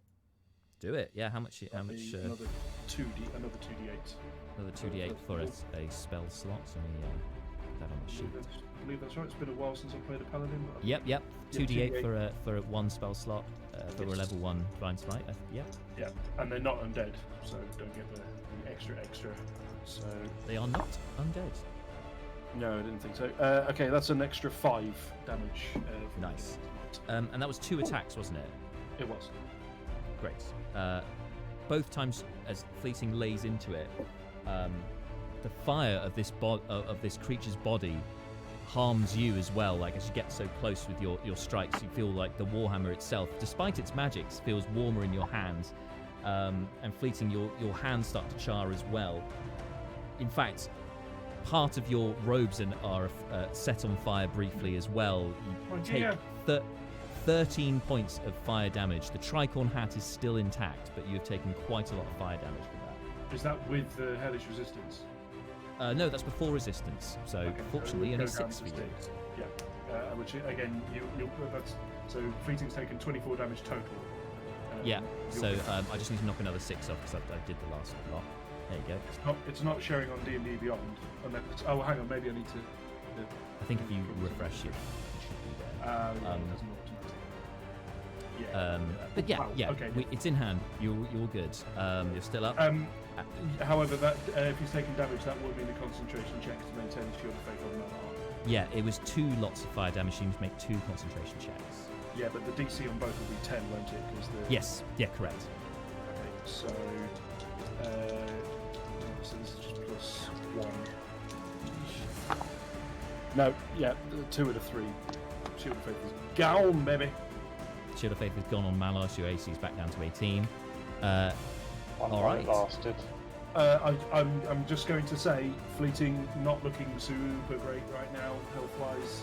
Very much. He's taking a beat. Very much on the owl end of the spectrum. Malar, you are next, the Life Cleric. Now aware that Fleeting's a bit roughed up, but you're here. You've got the one cultist who's now taken an arrow to the knee, who's been trying to stab you. You notice the rest of the cultists are now looking terrified as 2 of them have been cut down before them. Okay, so I'm going to do something a little bit unconventional here. I'm going to cast Create or Destroy Water. I'm going to create water, 30-foot cube, that I think encompasses everybody at that far end. Yep. Nice, yep. And it's just going to sort of rain down, so it should extinguish any naked flame. Dan, me, I don't expect this to do much, but Malar is trying to cool the atmosphere down at the far end of things over there. I like it. And then I'm going to turn to... Is that guy that's been stabbing me still there? He's still there. I'm going to turn to that guy and just... Oh, you should run! Oh, let us deal with this, you fool! Run! Save yourself! We said don't be Gandalf, and you just went, follow, fools. Yeah. Amazing. Yeah, and he looks like he is thinking about what you've just said. He's shaking, looking from you to these fiery dwarfs who are now sizzling away as rain is falling down on them. So mechanically, I'm gonna Mal, I'll need you, Dan, to keep track of this. But basically, for the next round, while the water's dropping down on these dwarves, fire damage is halved from them. So every time they make an attack, just for the next round, just remind me their fire is halved if I don't remember, okay? Because that makes total sense, and I like it. It is the cultists' go. Oh no, sorry, it will be their go. First of all, is your man here, the leader, who is currently surrounded by now 3 very angry, very martially inclined individuals. And again, he starts. He doesn't move because he has nowhere to move, but starts muttering an incantation. He does not want to get hit again with an attack, but he's muttering to himself. Seems to be casting another spell, and that's his turn. Do not see the effects of the spell just yet. Next up are the cultists. Now, Malar, the one that you just had a go at, drops his dagger on the floor and runs out of the room. It's like, attaboy. I'm not staying here. The other 2 who are still left kind of at their prayer mats begin gathering up their prayer mats and half running out. You know, like those slightly bewildered people in films that aren't quite sure of what's happening, but they're just like, no, we're going to leave now. Goodbye, good day. That's them. They kind of breeze past you with their mats in hand. Neris, you're seeing them kind of file out as well. You can make an opportunity attack on one of these individuals if you would like. Neris could be the one you shot already. You might want to hit him again. It's up to you. I want to stab the other one. The other, as in the one that you shot already, or one of the other ones? Oh, wait. So is there one I haven't tagged already? There are but 2 who is haven't fresh? tagged already. Yeah, there are 2 fresh ones who are holding their prayer mats and leaving. Well, one of the ones that haven't been stabbed yet, I want to stab them. Oh, okay. So you're going to grab another arrow. And no, I have a sword ready. Oh, no, you got a sword ready. Oh, no. Okay, go ahead. That's right. Well, it's not now, that great. The unarmed individuals as they flee. This is... So fucking Neris prowling around the fringes of this battlefield going, who needs a stabbing? Who needs Seth as the assassin when you've got Neris waiting outside the door with a sword just killing fleeing people? If you're an asshole who goes to summon some kind of deity, you deserve a stab. All right. Something that you don't understand. Okay, I'm trying to find... There we go. That seems... So, I mean, it's not great. It's 11 altogether. 11. Oh, it's close. Hang on. I'm not sure if that hits. Yeah, might no, not. It misses just. Ah, damn. Just. Oh, well. Then I'll look cross about not getting to stab. And they're like, ah! like you shred his prayer mat in half that he was holding in his hands, then just drops it, and they start smoldering, running up the stairs. and they're smoldering. Teenin has just got to the bottom of the stairs and lets them go by, and is just looking at you like just what the fuck. And I'll just glare at him, and then look at what I have, and then sheathe my sword and cast Shadow Blade. Well, it is your turn, so yes, you can. So yes. It is your turn now, so yeah, you can cast Shadow Blade. Go ahead. Yes, so that. yes. Is that a bonus action? It's a bonus action, darling. Excellent. It is the bonus action. Well,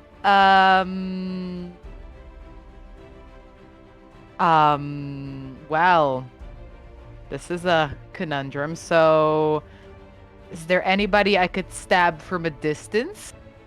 Yeah, the ones who are fleeing up the stairs. No. So if I go to the doorway now. Yeah. Or maybe even so far as to Not that far forward. Not that far forward. No. Well, no. What's the range on your Shadow Blade? Is it 20 feet or 60 feet? I can't remember. I think it's 20 feet normal, 60 feet with disadvantage. Yes, like a dagger. So, okay, either way, you can't get short range. You can get long range, so you have disadvantage. But you could, at long range, to try and throw at one of these lads. Yeah, I'm just trying to pull up the info. So yeah, okay, I'll do it with disadvantage. I'll try to stab a fire dwarf from a distance to give people some ability to escape. Okay, go for it. Throw your Shadow Blade. Yes, of course. Oh, double 19s. Okay, I'll take it. Take it. So that's 19 on the dice. Yeah. I mean, we don't really need more. Mod, but if you needed more, but you don't, so you hit. You don't, yeah, exactly. Roll your damage. It's psychic damage, right? Yeah, it's 2d8. Woohoo! Spend that money. Go ahead. So that is 8. 8 4 plus 4. Psychic damage. This fiery dwarf, sizzling. Oh no! I just saw I have it at 3rd level. I'm sorry, I haven't used Shadow Blade in a very long time. So that means I have another d8. I have 3d8. Oh, you cast it at 3rd level. Okay, go ahead. Yeah, so that's 11. 11 altogether. Great. Yeah. Nice. Okay. It's like Neris not using fire spells because fire dwarfs. Yeah, cool. Good job. 11 points of damage to this red lad here. Oh yeah, such a lad. He just This is basically lads on tour. He just looks up from the cultists he's just slaughtered, with rain now cascading down onto him, and looks up at the elf who has now thrown this psychic blade at him. You know, his pupilless eyes just burn with fire, and he doesn't look that bothered, to be honest. He doesn't look as bothered about that as you would have expected. It's now their go, however. The first two who have been attacking Fleeting Look will continue in their attack. All right. Could they not? Could they not? Only one of them is going to hit, I think. 18 to hit is the highest. Does that hit Fleeting, I think? Yeah. We lost Fleeting. Sorry. There was something weird happening there. Like the audio kind of half went and then suddenly came back all in one go. It is an 18 hit, sorry. Yes. Cool. So, Fleeting, you take 5 points of bludgeoning damage, with a further 5 points of fire damage, halved to 2 because of Malar's fire thing, and then Hellish Resistance means only 1 point of fire damage. So only 6 points of damage in total from the one that hits. Nice. The other two, single digit hit points. Noted. Oh yes, on the single digits. You do have Hellish Rebuke, but it is fire damage. It does have Hellish Rebuke. Do you want to use it? I don't like that. I don't like what's happening on the map. I don't like it. Not really. Not with why is that happening? I don't like it. The other two Stop it. have no more enemies. and start heading towards Malar, who put water on them, and to Neris, who threw the Shadow Blade. And the one that threw a Shadow Blade at you is heading towards you, Neris, as it goes. I don't like it. I don't want to. I don't want to. Stat. Does a 14 hit? Moi. I don't think it does. Sorry, I don't think it does tabbing either. away. Why do I keep Your, tabbing away? draconic It's so bad. lineage. Yeah. Oh, it does not. Excellent. So it misses. It's 15. And you can feel the warmth of the fire. And for you, Neris, it's somewhat almost reassuring. You feel at peace with the fire. Everyone else is finding this deeply disturbing. You're like, nah, fire's fine by me. The other one is not within 5 feet, so he's going to have to dash to get up to Malar to get into melee range with you. Ready to attack. Now, it's at this point, now that the area has been cleared, that those of you nearest the portal feel this sudden surge of heat from the portal itself. And you see a wisp of black smoke appear out of the portal, and it starts to coalesce in the center here, swirling, getting higher and higher and higher. Out of the smoke emerges a huge humanoid-looking creature with red skin, holding a very large sword. Dislike it. Bald-headed, many piercings, only shorts on, of like a brownish color. So yeah, bare rippled chest, lots of muscles, clearly quite vain and quite a toothy maw. Looks around you with these yellow flaming eyes and says, "You stand before Kadir of the elemental plane of fire. Bow down and worship me or suffer my wrath." What's his name? Kadir. I've put it as Qadir. The son of flame. So those of you. Oh no. Yeah, he's suitably intimidating. Is all I'll say at this point. And the room is incredibly hot in his presence. And he has appeared, and that is his turn. And now, well, statue, your day just got even weirder. You appear, you disappear, you reappear. Now this huge red dude's appeared. What do you want to do? Yeah, this is probably, this is hopefully going to be the strangest, minute of his life. But it may well get weirder, who knows. Right, so I am going to attack the guy who has been messing with me for a while. If there's any position where I can flank him, I would like to take that position. Unfortunately, you can't because of the Fleeting and Seth's double act are flanking for each other, so you can't get into their flanking positions. But nevertheless. So I will do 2 attacks with the glaive. Yes. Glaive away. They are a 19 Yep. and a 14. The 19 hits, the 14 misses.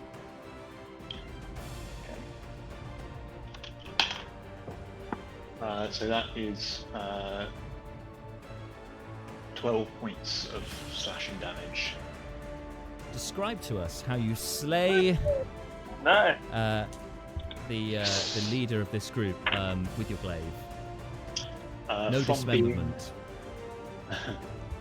From being such a sort of being such a height difference, just glaive straight down. Straight down, and it seems to cut across his face, and you just hear him call out, just death rasp, and he collapses to the floor. And you saw magic kind of disperses from him as the spell that he was casting seemed to have either stopped or has taken effect. It's dissipated, whatever happened, and he's now on the ground, dead for all to see.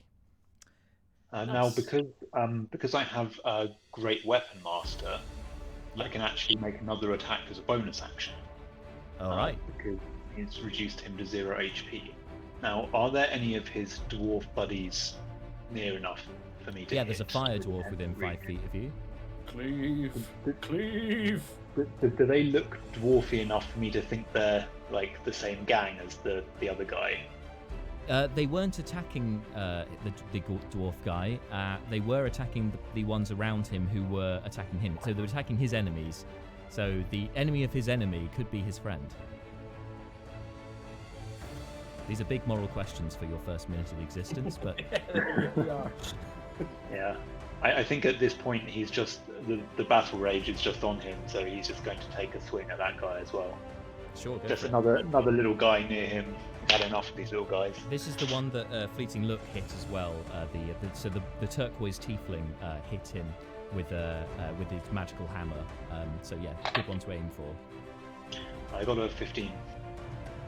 15 to hit. Unfortunately, bounces off the armor, and you do take fire damage, but it's halved because of the rain effect. So you only take 1 point of fire damage. Okay. Cool. I believe that's your turn. So next up, bottom of the round, Teenin and Turin. Turin is still was attacking the other of these fiery dwarfs that's on Fleeting Look. He is scared, but he's going to persevere nonetheless. He's going to make another attack. Ooh, that's 16 on the dice. That's going to hit. So he hits this dude. And he does... Oh, he's going to use combat superiority. He's going to use one of his superiority die. Of course we have those. To make a trip attack against the target as well. So he does 11 plus... He does 14 points of damage to that fiery dwarf. And then it has to make a strength saving throw. Which DC 13. Unfortunately, it does succeed. So it's still up, but he's there in the fight with it, keeping it at bay from Fleeting Look. And then he's going to use Axe and Surge, and he's going to have another go. Natural 1 with the Axe and Surge attack. Poor lad. That's not a good look. He does take some fire damage. Takes 1 point of fire damage. And that is his go. Alright. So and then Teenin, meanwhile, is up behind. He charges in next to you, Malar. He's going to try and help you. Cool. Round. Attacking with his... It's about with his time. axe. Backseat driver. He's just going to get into the fray. So he uses his action. He's going to attack with his Warhammer. That's going to hit, so 19 on die. And he's doing it two-handed as well, so because he hasn't got a shield. So he does 7 points of damage to that lad near you. And bonus action, he is going to cast Spiritual Weapon on the same dude and have that attack him as well. What's the damage, Malar, for Spiritual Weapon? Just remind me before I look it up. It's force. It's force damage. And Force it damage. tends to be a D... I want to say a D8, but I could be Yeah, wrong. that sounds right. It's a natural 1, unfortunately, but it's there. It's a D8 plus whatever your modifier is, I think. Spellcaster, yeah. Yes, that's Yeah. right. Yes, that's it. Unfortunately, natural 1 misses. These guys are a bit cursed, but he's there in the fight. Top of the round is over to Seth. How far is that big dude away from me? Is he 20 feet away? Yes. Cool. Can I make him further away from me? No. Planning stuff. Cool. Okay. I'm gonna drop my rapier, draw a dagger. As a bonus action, I am going to use steady aim. So if I haven't moved yet, I gain advantage on the attack, and I can't move afterwards. Slight problem is you've got a shield equipped. Yeah. Oh, sorry, you're throwing a dagger. My mistake. Go ahead. Yeah, I know I can't draw my crossbow out because I've got the shield. That's why I'm going Yeah, dagger. that's my fault. 1, 2, 3, He's just Cool. within your range. So then I've got advantage on it because I've used steady aim. Steady Which aim, means I can't yeah. move at all. So I've used steady aim, and that's a 16 plus 8, 24. No, it does hit. Yeah. And it kills him. Those Wah! Cool. So I'm going to throw a toothpick in the giant's back. Oh, that is not good.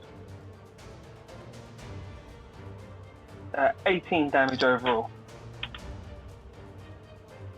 18 points of damage. Nice. And I can't move because I used steady aim. No, but that hit puts him off his concentration of the spell he was concentrating on. And Ooh. suddenly, after the dagger hits, it falls to the floor as he reduces in size. Oh, Seth! Ooh.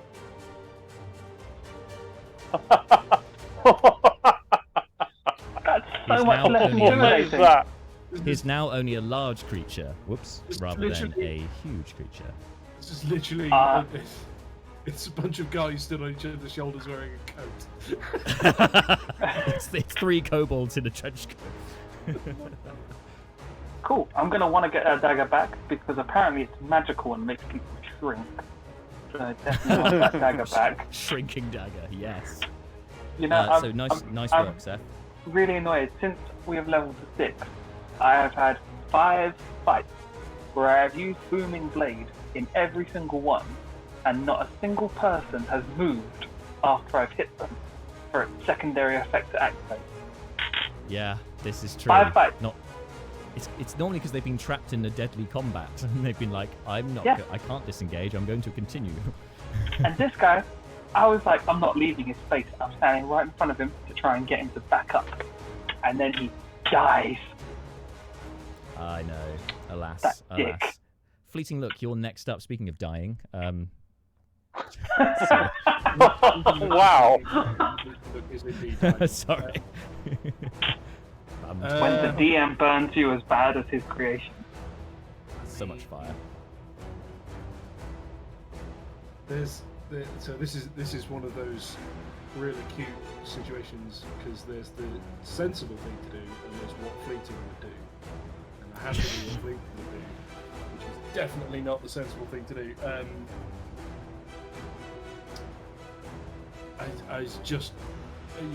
He's going to attack the is it one fire dwarf thing now still next to him? There are 2, but you can continue 2. on the one that both you and the gold and the brass dwarf statue have been attacking. That seems like the one who's most likely to die. Oh man. Well, It's actually, even- they're much it's of a even muchness, more- to be fair, because It's Turin's even helping on more the other one. stupid. It's even more stupid to try and have a 1v to have it take on a 1v2. He's just going to attack, just 2 attacks. That's on 2 attacks. the already damaged one. Yeah, they're both already damaged, but sure, yeah, go for the one you've already been attacking. One that you've makes already hit sense. for, yeah. So that's 13 and a 19. The 19 hits. Yeah, and then a d8 plus 1, 8 damage. 8 damage. It, you seem to have bust through some of its natural armor. Your strikes are making an impact, but as you cut into the armor, you also the natural armor. You see, kind of it kind of bursts like a cut would, but instead of blood erupting from it, it's fire. You take 5 points of fire damage, reduced to 2 because of your infernal legacy. No more of the water. The water is gone now. Okay. It is merely steam now. Those are your 2 attacks. Bonus action, Fleeting Look, doing anything? I probably could have actually, but I didn't think of it until just now. So So whatever. No, okay. No problem. Malar, you're next, and you are again facing down some of these lads. How far am I from Brucon? Fleeting, you are miles, many miles, Fleeting, yeah. like a day and a half's travel from Ruka. 40 feet. Okay. Last second level of the day then, I'm going to cast Healing Word at Brucon. Ah, damn it, D4s. Why so difficult to roll and pick up?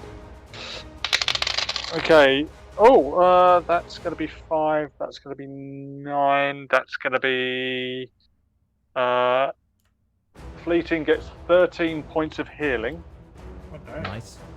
And because of a cleric thing that I get, I've got 4 points of magical healing kickback off that as well. Ah, yes. Is that the level 6 life domain feature thing? Yes. Yeah, that's really nice. So bonus Awesome. action is that. Yep. Action is going to be Toll the Dead on this guy that is in combat with both myself and Neris. Okay. He hasn't taken any damage yet. Okay, fine. Well, let's see if we can change that. I need a wisdom save, please. Is 15. he immune to psychic damage? Oh, no. Sorry, I've got my... He's taken 11 points of damage. I've mislabeled. You're right, he has taken damage. Yeah. They glorious. stabbed him. Nice one, Neris. So wisdom save, 17 on the dice. That is 18. I think that saves. Sorry. Boo! Boo! Yeah, that's I safe. know. Sorry. That's what it is. I'm sorry. He succeeded. All right. Malar Cultists. turns to Neris and says, "Oh, maybe we should be leaving." You think? Neris, it's your turn next. I stab him with my shadow blade. So you summon First it back and to your foremost. hand with Yeah. your bonus action first, and then attack it. Yeah. Okay. Make an attack roll. Oh, the attack roll. I'm already rolling damage. What do you got? What do you got? I mean, obviously I hit. That is 13. I imagine that's not good enough. Unfortunately, that misses.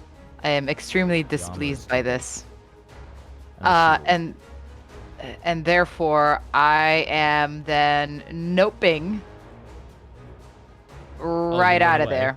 Yeah. Okay. It's going to make an attack roll against Attack you. opportunity, yeah. It misses. Yes! You can get out the room. So I'm gonna go into the hallway and wait by the door to like. Do you have cover? Because I can't see. Yes, I you don't have need to cover. see. You can duck behind the door. That's not a problem. Yeah. Yeah, you have cover. Okay, that's your turn. Hang on, in a bit of cover. Sweet. It's their turn now, those fiery dwarfs. So we'll start with the ones closest. So the one that you just attacked, Malar, is going to turn his warhammer towards you. This is a 13 to hit. That misses. And again, you can feel the heat, but he can't connect with you at the moment. And then the other one is attacking Teenin, who's next to you. The two clerics standing side by side. And that misses as well, because that's a 3 on the dice. So valiantly, two of you are keeping them at bay. And then the other two, one of them's going for Turin, because he's just tried to trip him over twice. Oh no. Oh no, the NPC. Misses. It's a 5 on the dice. Last one is going, fleeting look or this dwarf statue. No, he's going to go for fleeting because he has an affinity with this dwarf statue. You know, metal, dwarf-like. It's a 19 on the dice, so that's going to be a hit on fleeting look. Okay, so fleeting takes 5 points of bludgeoning damage plus 6 fire damage reduced to 3, so 8 points of damage in total. Just Fleeting's hit point total just yo-yoing up and down like a horse. Does Fleeting not have healing hands? He does indeed have place your hands on my Okay, cool. He just sings Reef. Just instead of putting on himself. Okay. It's such a great song, but it's really problematic that its opening line is "Place your hands on my hole." Yes, It's a great song. It's easily but overlooked. It's a hard song to reference. Place my hands on my what? End of their turn. The fiery dwarfs. It's now up to their leader, Kadir, son of flame, and he's going to turn his attention to the dude that made him less big. Turns and glares at Seth. It's the iron giant next to me.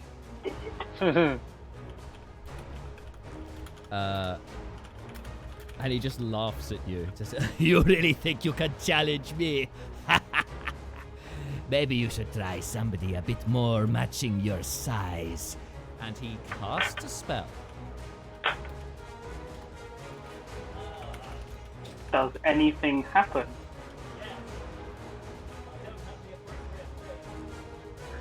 Oh, he casts Distant Voice. Yeah.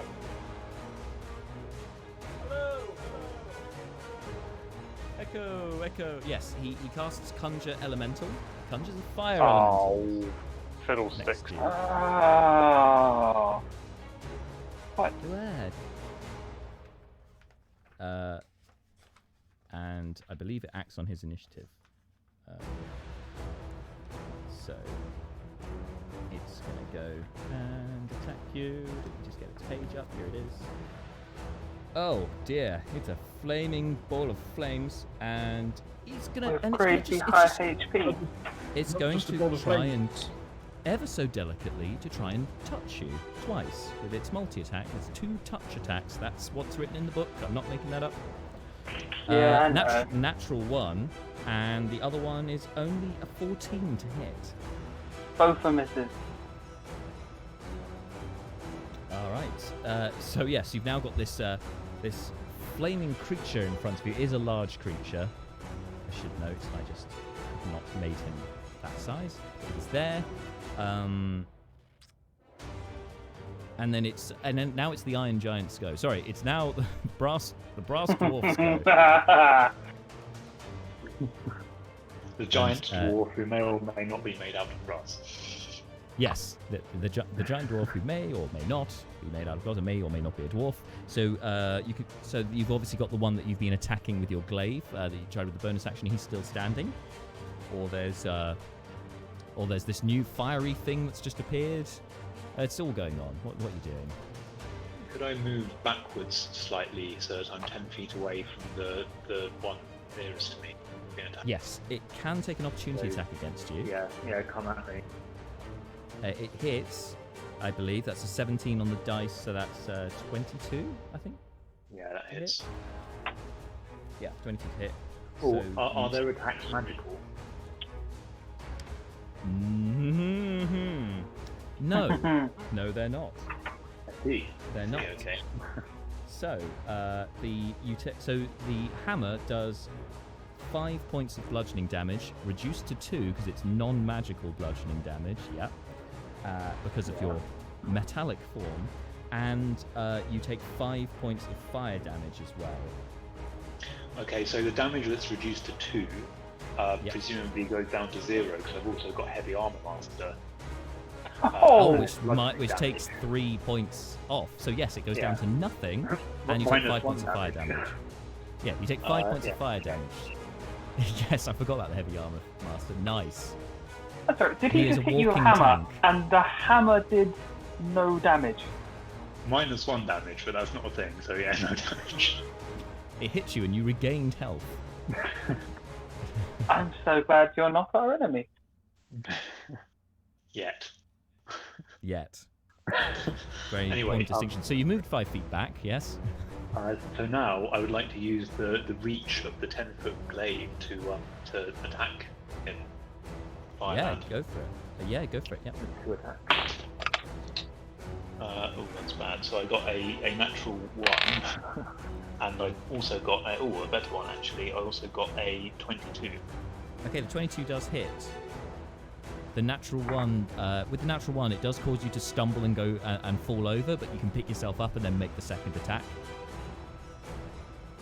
Okay. 22 hit, it hits. Yeah, so that one is 13 points of slashing damage. Describe to us how you dispatch this fire dwarf. After coming at the last one high, he just swings a kind of midsection cut instead. And cleft in twain is this fiery dwarf, and it's cut just above the belt, and you can see the flames just spewing out of its body, where blood should be really, before it collapses with a clank down to the ground, dead. Excellent. One of them's out of the fight. It's good. Bonus action? You got a bonus action you want to use? No, not for now, thanks. That's done. It's quite enough. If you killed someone, didn't you say you get a bonus action to hit someone if you killed? That is actually a good point, but I don't have anyone around me I can... Yes, don't hit us. I take it back. Forget that. You could go for the fire thing, but you'd have to reach through Seth. Yeah, I mean, can I reach a reach weapon through someone, or?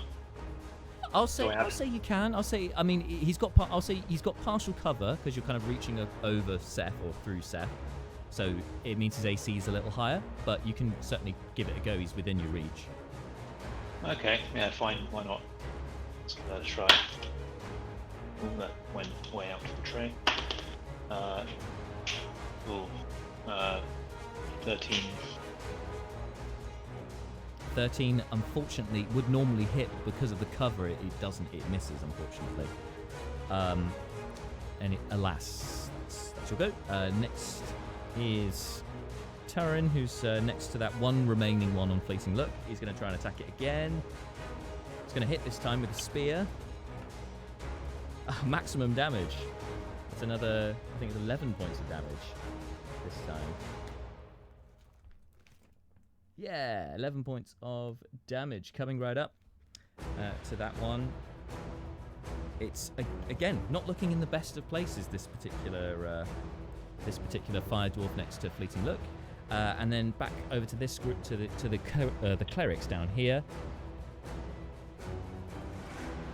Teenin looks at you, Malar, and just and shouts, "Lean back!" He takes his axe, slams it into the floor in between the two Azes, and casts Thunderwave. Or he is a Tempest cleric, which means they have to make dexterity saving throws. And they both failed because the highest was a 12. So they both take some some thundery damage. A boom blasts out, similar to the boom that you've heard from Seth's blade as he's been stabbing people. Both. Yep. He doesn't want to burn a channel divinity just to max out that damage, does he? Yes, he does actually. He does indeed. So instead of is it 2d8 for Thunderwave? He instead does he does full damage as 16, and they get pushed back 10 feet, I believe. Let me double check very quickly, because I obviously have this prepared ahead of time, obviously. Thunderwave, 2d8, so they take 16 thunder damage and are pushed 10 feet away from both of you. Blasted back, taking that damage. They are both still up, but still a lot of damage. One of them, the one on the right, with the yellow garb, looks particularly beaten up by that attack. He looks on his last legs, and he just coughs and goes, "You're welcome." Seth, top of the round, it's over to you. You've got a fire elemental breathing down your neck.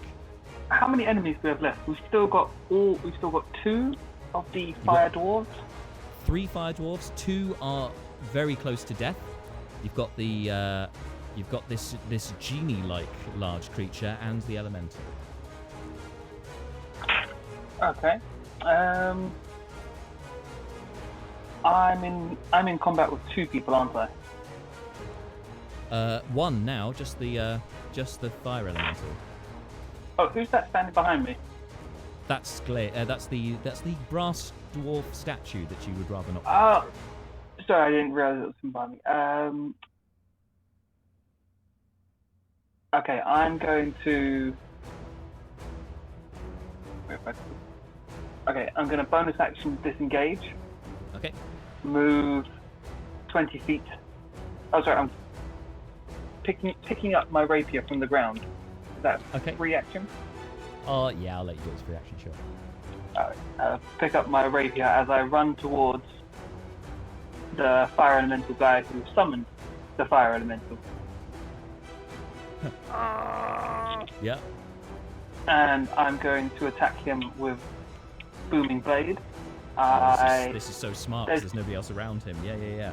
there's no one else around, so I'm not in flanking or anything with whoever that is on the other side? No, because that's his ally. Oh, okay. Then I'm going to burn an inspiration. Yep. Want to make sure it gets hit.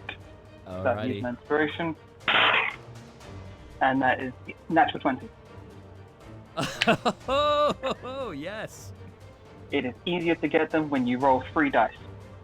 So you're doubling the dice here, which means all kinds of wrongness because you were already doing like 40 damage normally. Booming Blade, 2 dice. Grand total of 5 thunder damage. 5, okay. From my rapier, another 5. And from sneak attack, 15 and 16, 31.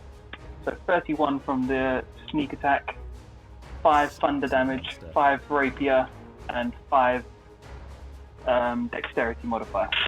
That's quite a hefty hit, which means 46. that he has to make so 46 damage, which means he has to make a DC 23 Constitution save.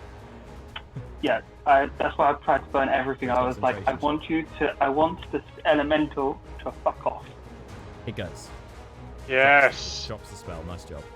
Actually, Nice one. I'm gonna kick myself for saying this. I don't think if he's used it from an effect, it could be different. But if he's cast Conjure Elemental, I don't actually think it disappears. I think he actually just loses control. Oh, that does ring a bell. Yeah, I feel like I'm gonna kick myself for telling the truth. Well, I will just look this up, but I appreciate your honesty, and I will give you your inspiration back for honesty, if that's true. Oh, Since when is being honest in character for Seth? It's his character growth. No, as a player, this is honesty, right? Yeah. No. It was a very good. It's a very good decision. I'm just being. But yes, it's quite out of character, and that's why you get inspiration. Yeah. But yeah, concentration up to it's concentration spell. Okay. I just remember all If the your old concentration is broken, summon the spells. elemental doesn't disappear. Instead, you lose control of the elemental. It becomes hostile towards you and your companions, and it might attack. Cool. Okay. So it's there still, but it's no longer under its command. It can attack anyone it likes. Yeah, I just remember the old summon spells like the demons and stuff. They always stick around if you lose concentration. The Faustian bargain sort of situation. Yeah. Exactly. So that you're rolling the dice a little bit. I like it. I mean, I would go. I would say there's a good argument that it's not just that the demon is likely to be quite poorly disposed to someone who bound them to their will. And I'm gonna back up. I think I've got 10 feet of movement left. I'm gonna back up 10 feet, and I'm just gonna give him a bring it to like, come on, come over here. I'm going to assume you're going to back in a way that's away from the fire elemental and from the guy, so you're going to come further down the room. I just think that makes sense. But yet, yes, come on. Fleeting look, it's your turn, and you have one of these fire dwarfs left facing you. You and Tyron are facing it down together. Again, it's just not a sensible. Here's the problem, Malar. Just for reference, lay on hands is an action. Yeah, I know. But you can put as many points as you want into it. I'm no absolute. I mean, lay on hands, for my money, strong candidate for the best class ability in Dungeons and Dragons. Oh yeah.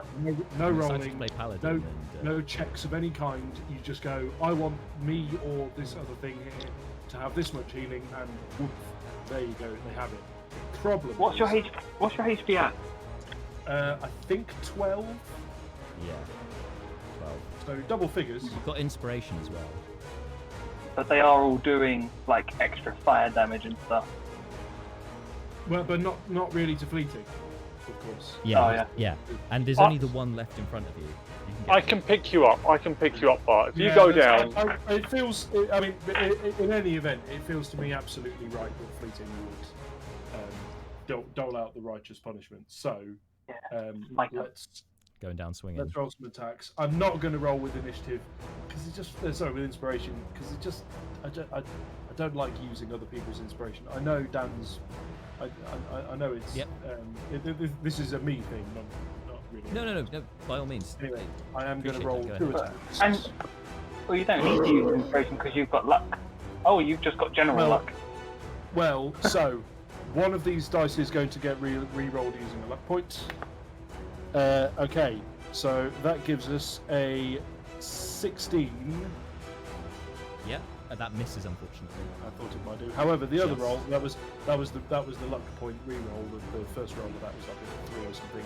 But the other roll was a crit. Excellent. So Double the dice. 2d8 plus 1 is 8 damage. Is this the damage die? Because if you want to throw a smite in it, that gets doubled for the crit. Yeah, you could chuck a smite in. Sure, might as well.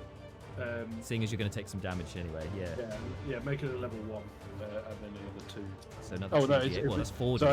So, 4d8. Yeah. So, okay, so that's that, and then, oh wow, 23 damage from the smite. I mean, that's incredible. You killed it. That's incredible. With that mighty hit, the smite going into it, pang! It crumbles to the floor, falling apart. You do take 4 points of fire damage, reduced to 2 for your infernal heritage. Still on double digits, baby. Still just on double digits. Excellent work. Love your work, love your shirt. That's and that's all your spell slots gone. So good. Yeah. Oh no, second level spell slots are still there. Okay. All right. Excellent. Good turn. You can move if you'd like because you're now free. Yeah. There's a fire elemental over there. I think Fleeting will move, but won't charge. Won't barrel straight in like a moron. He's weird. He's not brain dead. So I think Fleeting will sort of edge around, sideways around, like continuing in the direction that. So move him to the. I think you're right. Yeah, Yeah, that'll do. Back. Just back it up. Well, it's just kind of weighing up. Yeah, there you go. He's in fact entirely by fluke. He's setting up to double team this guy with his bestie. Yes. No, I'm not running away. I'm merely moving to another location to examine the situation. I'm just getting a tactical advantage. Now Malar is next, and Malar, you now have a bit of breathing space between you and those fiery dwarfs, or Okay. as they're otherwise known. Yeah. Okay, I'm going to use probably half my movement to head off to his left, so 3 squares. I'm going to throw a Toll the Dead at the Azer that is... yeah, why not? Go on. Or the other one? The other one I thought looked a bit more blooded, so... He did, yeah, you can go for that. Yeah, let's go at the blooded one, so that's a Wisdom... say... It's a 4 on the dice, that's a fail. Right, jolly fucking good. He takes 10 points of necrotic damage. How much, sorry? 10. With that, the bell of Declan tolls and the head just collapses in on itself, engulfed in flame, and collapses to the floor. He's there. He's out. Nice one. 1 to go. 1 fireman left. Fire dwarf. Yep, that's going to be Malar's turn for the time being, I think. So, Neris, you're next, and you are hiding in the corridor. She has had to go. Oh, you're quite right. She did say 8:30. So Neris she's got her shadow blade. So I'm going to say that she can throw it again. I think she ran just outside the room or something, didn't she? She did. Yeah. So I'm going to let her kind of pop back in, throw her. I got a natural 20 with the shadow blade. And she's now you're allowed to get them. Oh, this thanks. is acceptable time that you're allowed to get natural 20. Not Excellent. 2 Well, natural 20s on our healer as for sneak attacks. So 15 points of psychic damage, which Oh, it's still up on 1 hit point. It's still there. And then she's going to back up the room again. Okay, she's gone. It's the last remaining fire dwarf. Oh dear. Who's he going to choose? He's got 1 hit point, but he doesn't understand what fear is. So, he attacks his master. He attacks his master. He defends his master and goes for the assailant that's just done a load of damage. Natural 20. Good, so he's attacking fleeting, yes, of course. Natural 20 on Seth. So, Seth, you take... I can't decrease that with shield, can I? Not on a natural 20, I'm afraid. That's still going to hit. Yeah. So you take 14 points of bludgeoning damage plus 4 points of fire damage. Cool. I'm going to half that with my... Uncanny dodge? What? Yes. Yeah. So it was at 14 plus 4, so 18. So down to 9. So down to 9. Or 2 points of fire and, however you want to distribute that. So 9 points altogether. Still nice. It's now Kadir's turn. Kadir. Oh, Kadir.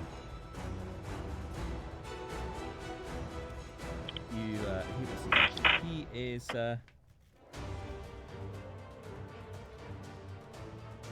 recognizing the situation here. But he is also a prideful sort, and you can see him puffing out his chest. He goes, "You really think you can fight me? How you like this for size?" And he hurls 2 flames out. First one is at Seth. Does he not want to step forward into combat with me? No. He's making ranged attacks against you. Does he not want to step back to make better ranged attacks? No. Does he not want to willingly move? Oh yeah, that's right. Not just yet, but he is. The first one misses. The second one is a natural 20, which doubles the dice, which means instead of 5d6 fire damage, it's 10d6 fire damage. You said all the wrong words, Jack. Those aren't things. I didn't see quite how much Hurlflame did. I thought the scimitar was more damaging. Turns out, no. I used my reaction on the wrong thing. Yep. So that's 18, 20, 24, 29, 32. I'm down. 38 fire damage. Yeah, it doesn't matter, I'm down. Bam. The first one missed, but the second one crits. And he then pulls his hands wide, glaring at the rest of you, and goes, "This is what happens when you challenge Kadir, the son of flame. Bow down now and I let you live." And that's his turn. The fire elemental is still here.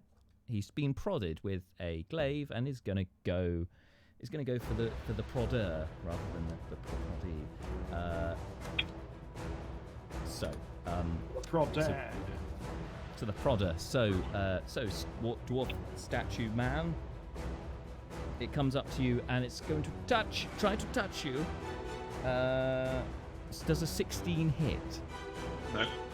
Nope. Second attack is worse. So it's just there flailing at you and not managing to get a hand on you right now.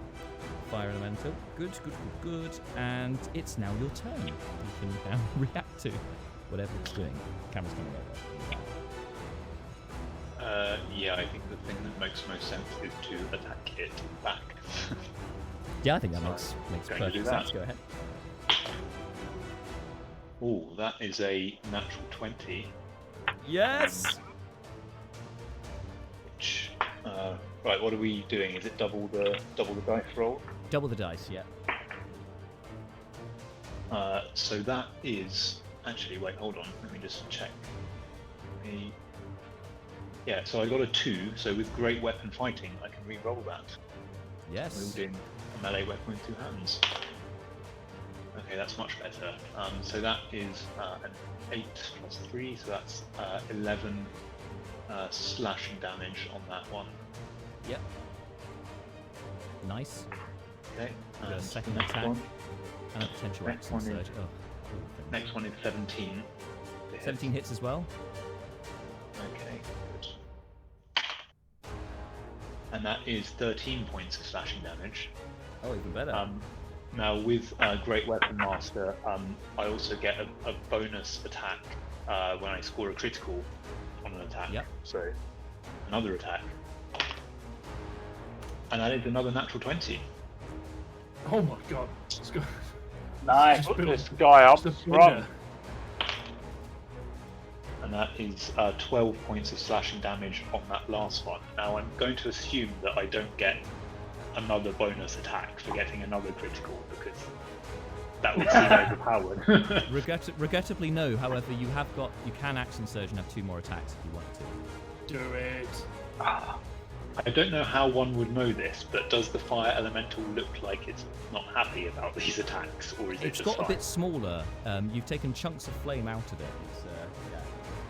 It's not looking happy. It's pulling the flames and smoke are distorting to form an angry and upset face, much like an emoji, but fire. Yeah, let's try and make it more upset. Yeah, I'll use action surge and go again. All right. By the way, you said about it being broken. The way crits in Warhammer Fantasy and, for that matter, Warhammer 40k work, it is possible to do infinite attacks. The only thing that will stop you is the thing you're hitting dying, or you failing to, like, basically every time you roll max damage on a damage roll, you get to make an additional attack. Very, very occasionally it gets hilarious. I think Mini 6 is the same. It just explodes with damage. So yeah, action surge. You're going again. What'd you get? 14 on the first one. 14 hits. AC 13. 13 points of slashing damage. 13. Nice. It's now looking, quote, bloodied. What does that look like for a fire elemental? Is that It's more on bleeding- fire or it's- less on fire? It's basically like flaming gasoline is pouring out of it. Nice. Last one is 24.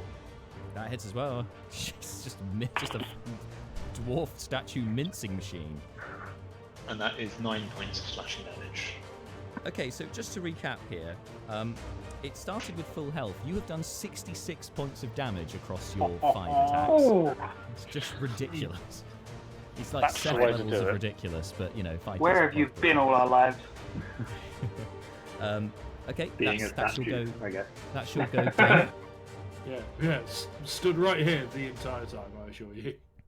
Turin kind of looks towards the big baddie who's just knocked Seth down with fire and has gone, oh hell no, and has gone to instead help this dwarf-like creature against the elemental, and tries poking it with his spear and regrettably misses. Teenin, on the other hand, is going to shoot. It's going to shoot some magic at the one remaining fire dwarf because that dude needs to die. Didn't one of them have a spiritual weapon up?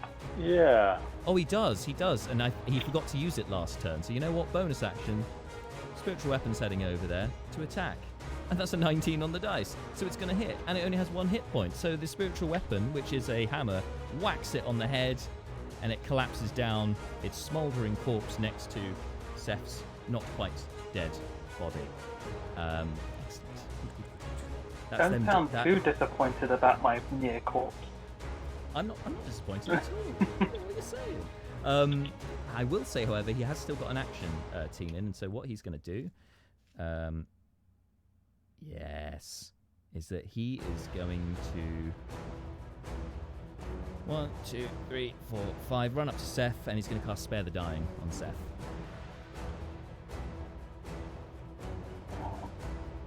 Just I don't want to owe him.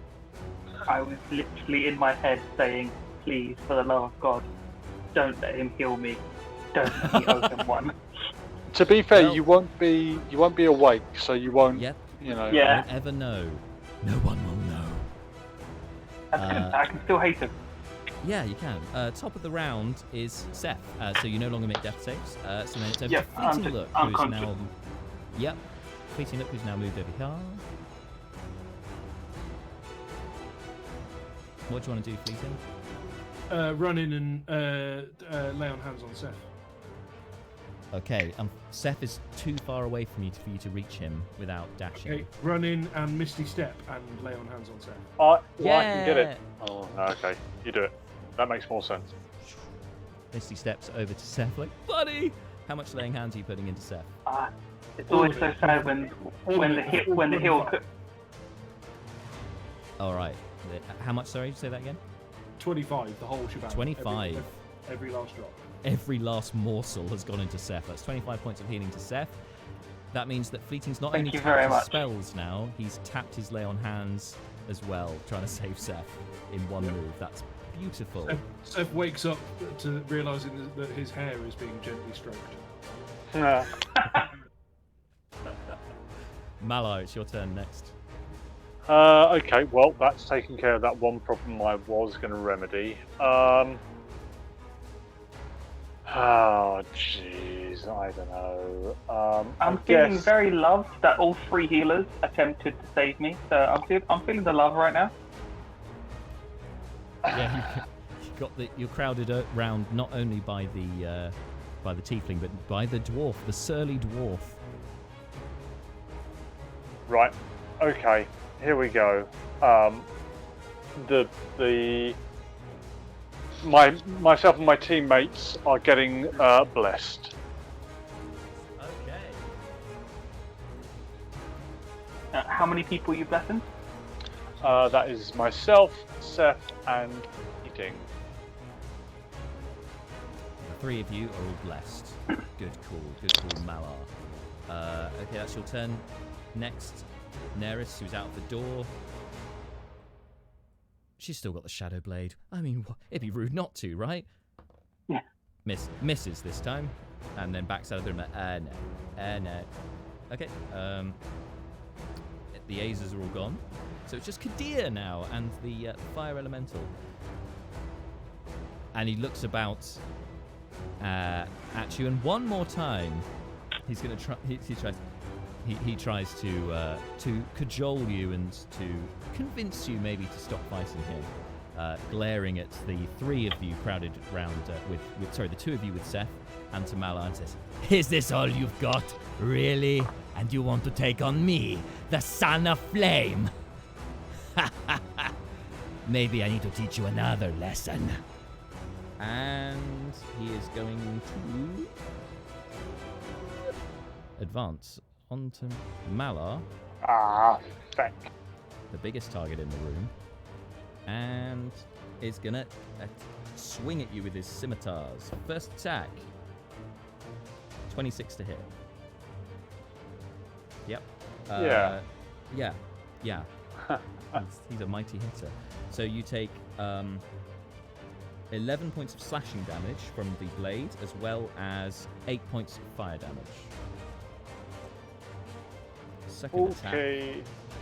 Second attack is only a 19 to hit. Yeah, that hit. Okay. Oh my god, don't go down. Don't you dare go down. 21 points of slashing damage. Malar's down. And 11 fire damage. No. And that bless spell goes.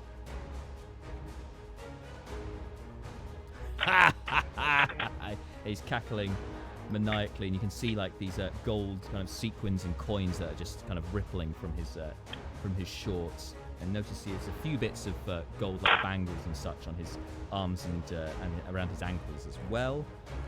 And he seems to be relishing this opportunity to prove his worth. Okay, next is the Fire Elemental. It's going to continue attacking the dwarf statue. Oh, actually, it was doing nothing to the dwarf statue. It will turn onto this new lad and try to hit him. Unfortunately, 6 on the dice is not going to beat his armor class. And he rolled another 6, so nothing happens. The Fire Elemental just being aggravating him there. And then it's now it's your turn, the Iron Giant. Go and attack the fire lab again. Yes, do it. Do it. 20 total. Hits. AC of 13. Rinse this map. This fire. 8 points of damage, and second attack, Nice. 13. Yeah, so just, All you need is. and that is 7 points of damage. 7 points of damage. It is looking ropey. It is at only 20% of its original hit points. So it's in. So excellent attacking. And then Tyron's going to try and assist you. He's going to make an attack as well. This time, actually looks like he might hit because that's a 15 on dice. Yeah, it's going to hit with his spear. 6 and another. Hang on. Yes. So that's a nice 9 points of stabby damage. Sorry, piercing damage. I'm just becoming like another DM, I know. And he's also going to use combat superiority. He's got so he's going to do another trip attack to try and bring down the fire elemental. And so he adds another 5 damage to that. And it has to make a strength save. It's probably immune to prone afterwards. Anyway, it failed, but just check. It's not. It is immune to prone, so it, but it does extra damage. Anyway, and then we've got Teenin here. He's going to use his last 2nd level spell slot to bonus action cure wound. Healing words on Malar. Yes! I don't hate him anymore. He's off the kill list. Malar, you receive unfortunately terrible rolls, so you get only 5 points of healing. Okay. The main thing is consciousness. Yep, and then top of the round is Seth. Cool. I no longer have to worry about being the only person with a potion to bring to matter. So, bonus action, Hexblade's Curse on, I don't know what he is, so Big Red. Yeah. I'm going to move towards him, and I'm going to Booming Blade with my thing. And I can now crit on a 19 as well as 20. Does the Hexblade's Curse? Yes, very nice. Yep. And fuck you, dice. Screw you in your... What gives you advantage on the attack? Don't know. Oh, sorry. I do know. I was going to use my inspiration. Sorry, I said it in my head to use it, but I hadn't. I'm so sorry. Okay, I blew my inspiration to use that. Okay, yep, inspiration, yep, fine. Sorry, I knew I was going to do it because I was planning whether to steady aim or not, and I was like, nah, screw it, I'll use that for the spirit. But I rolled a 16, a 17, and an 18 because 19 is just one too many. Well, a 17 is what you need, so that hits.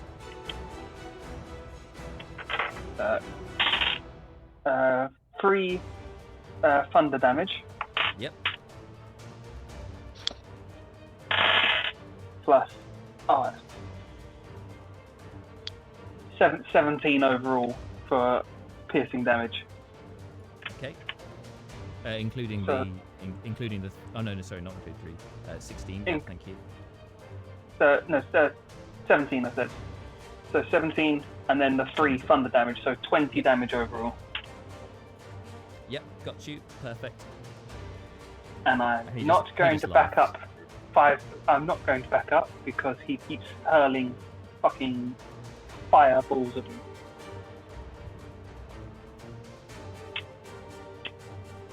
All right. Fleeting Look, you are next.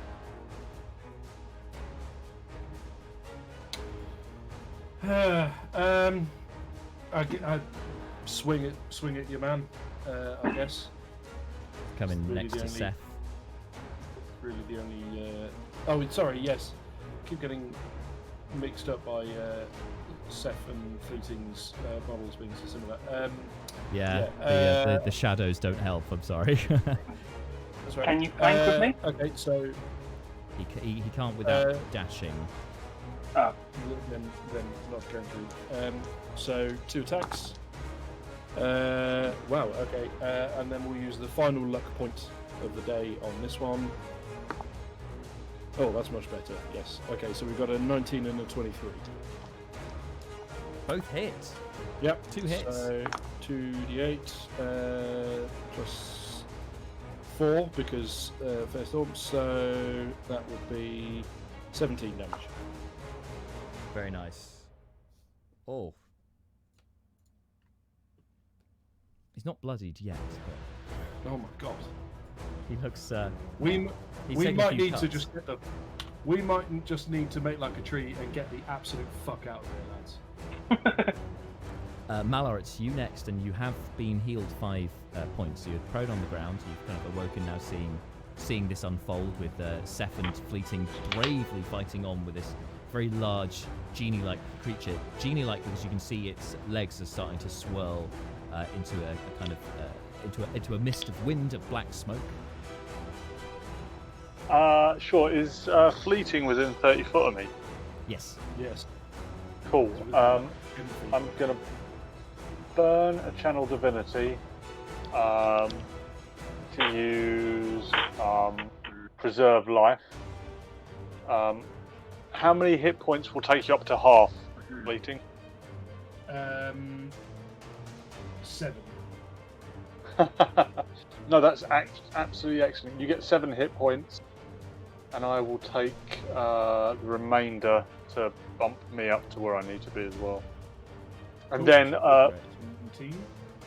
Malar is going to start to back away, like crab walk backwards across the floor from this thing. Do the old crab skitter. Yeah, it just looks at you, scoffs, and lets you pull away. It could have attacked, and it decided not to. As I do that, I'm like, oh, we should be moving now. Thank you. And Neris appears in the doorway that you're scuttling towards, throws her shadow blade, and goes, "Yeah!" and does a natural 1, so the blade skitters across the ground and goes, "Yeah, we should go," and then just jumps back out of the room.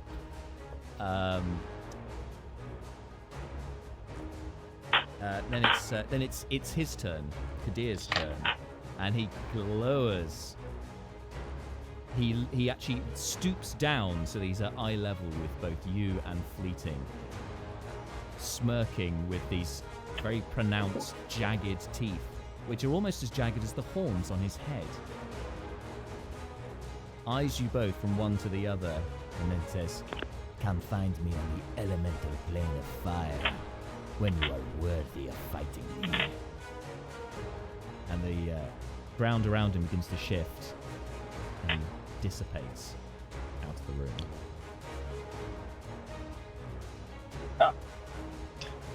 Is that him just like not even worth my time? This is yeah. That's basically exactly what's happening here. He's gone. Fuck that guy.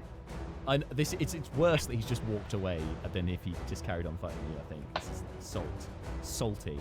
The fire elemental, meanwhile, is still a raging inferno, or a somewhat muted inferno at this point, and is again going to try and touch the armored statue thing. Miss. Okay, this might hit. 17 on the dice, so that's 20 to hit. Yeah. 23 to hit. That's a hit. Great. Actually does something. So you take 7. Okay, you take 10 points of fire damage, and you are currently aflame. So now you very much resemble those fiery metal dwarves that came through the portal.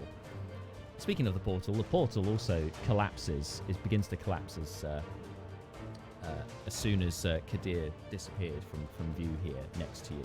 But yes, you are on fire and have taken 10 points of fire damage, and it's now your turn. I think I'm going to attack the fire elemental. Excellent. At the start of your turn, because you're on fire, you take 7 points of fire damage, and then yes, go ahead and attack. So the first one is 20 total, So Hits. I'll get them. And 13 points of damage. And with that, could you describe to us how you slay the fire elemental? Nice. I don't really know how one does this to a fire elemental, so I'm just going to imagine just kind of poking the glaive into it and just like spinning it round to like just dissipate the flames, and it just kind of goes away. Yeah, that sounds good enough to me. And with that, you destroy the fire elemental, and the room becomes much colder, like how it should be in this particular chamber underground. Much cooler than it was before. You left the only survivors in the room are the four party members. Neris is just in the doorway as well. Plus the two dwarf twins and this metal dwarf that has just slayed the fire elemental. As the dust settles, is there anything, dwarf statue man, that you would like to say to this group of individuals now staring at you? Just, why are we here? And that's where we're going to end today's session. After all that, thank you for sticking with us tonight, guys. A bit longer than usual, but a big old combat encounter. And Kadir, the Son of Flame, a new enemy, perhaps, for you guys. No, never going there. Nope. Nope, never going to go there. Okay, guys.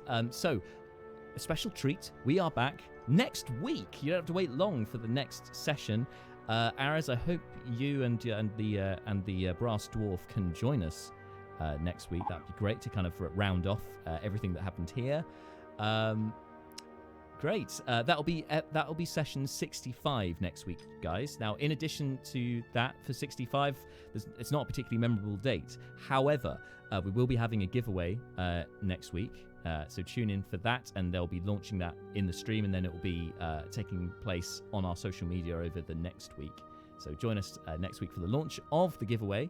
And following session 65, on the Friday, we're going to have our campaign diary roundup of sessions 60 through 65, and I hope some of you chaps, the players, will be able to join me. Fine if not, because we can just carry on the chat anyway. But just to kind of see what's been happening over the last 5 sessions since basically the beginning of 2021. A little recap for everyone.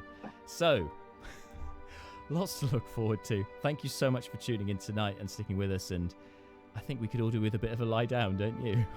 Oh, yeah. Until next time, everyone, stay safe, have a great week, and we will see you next week. Adios. Bye. Bye.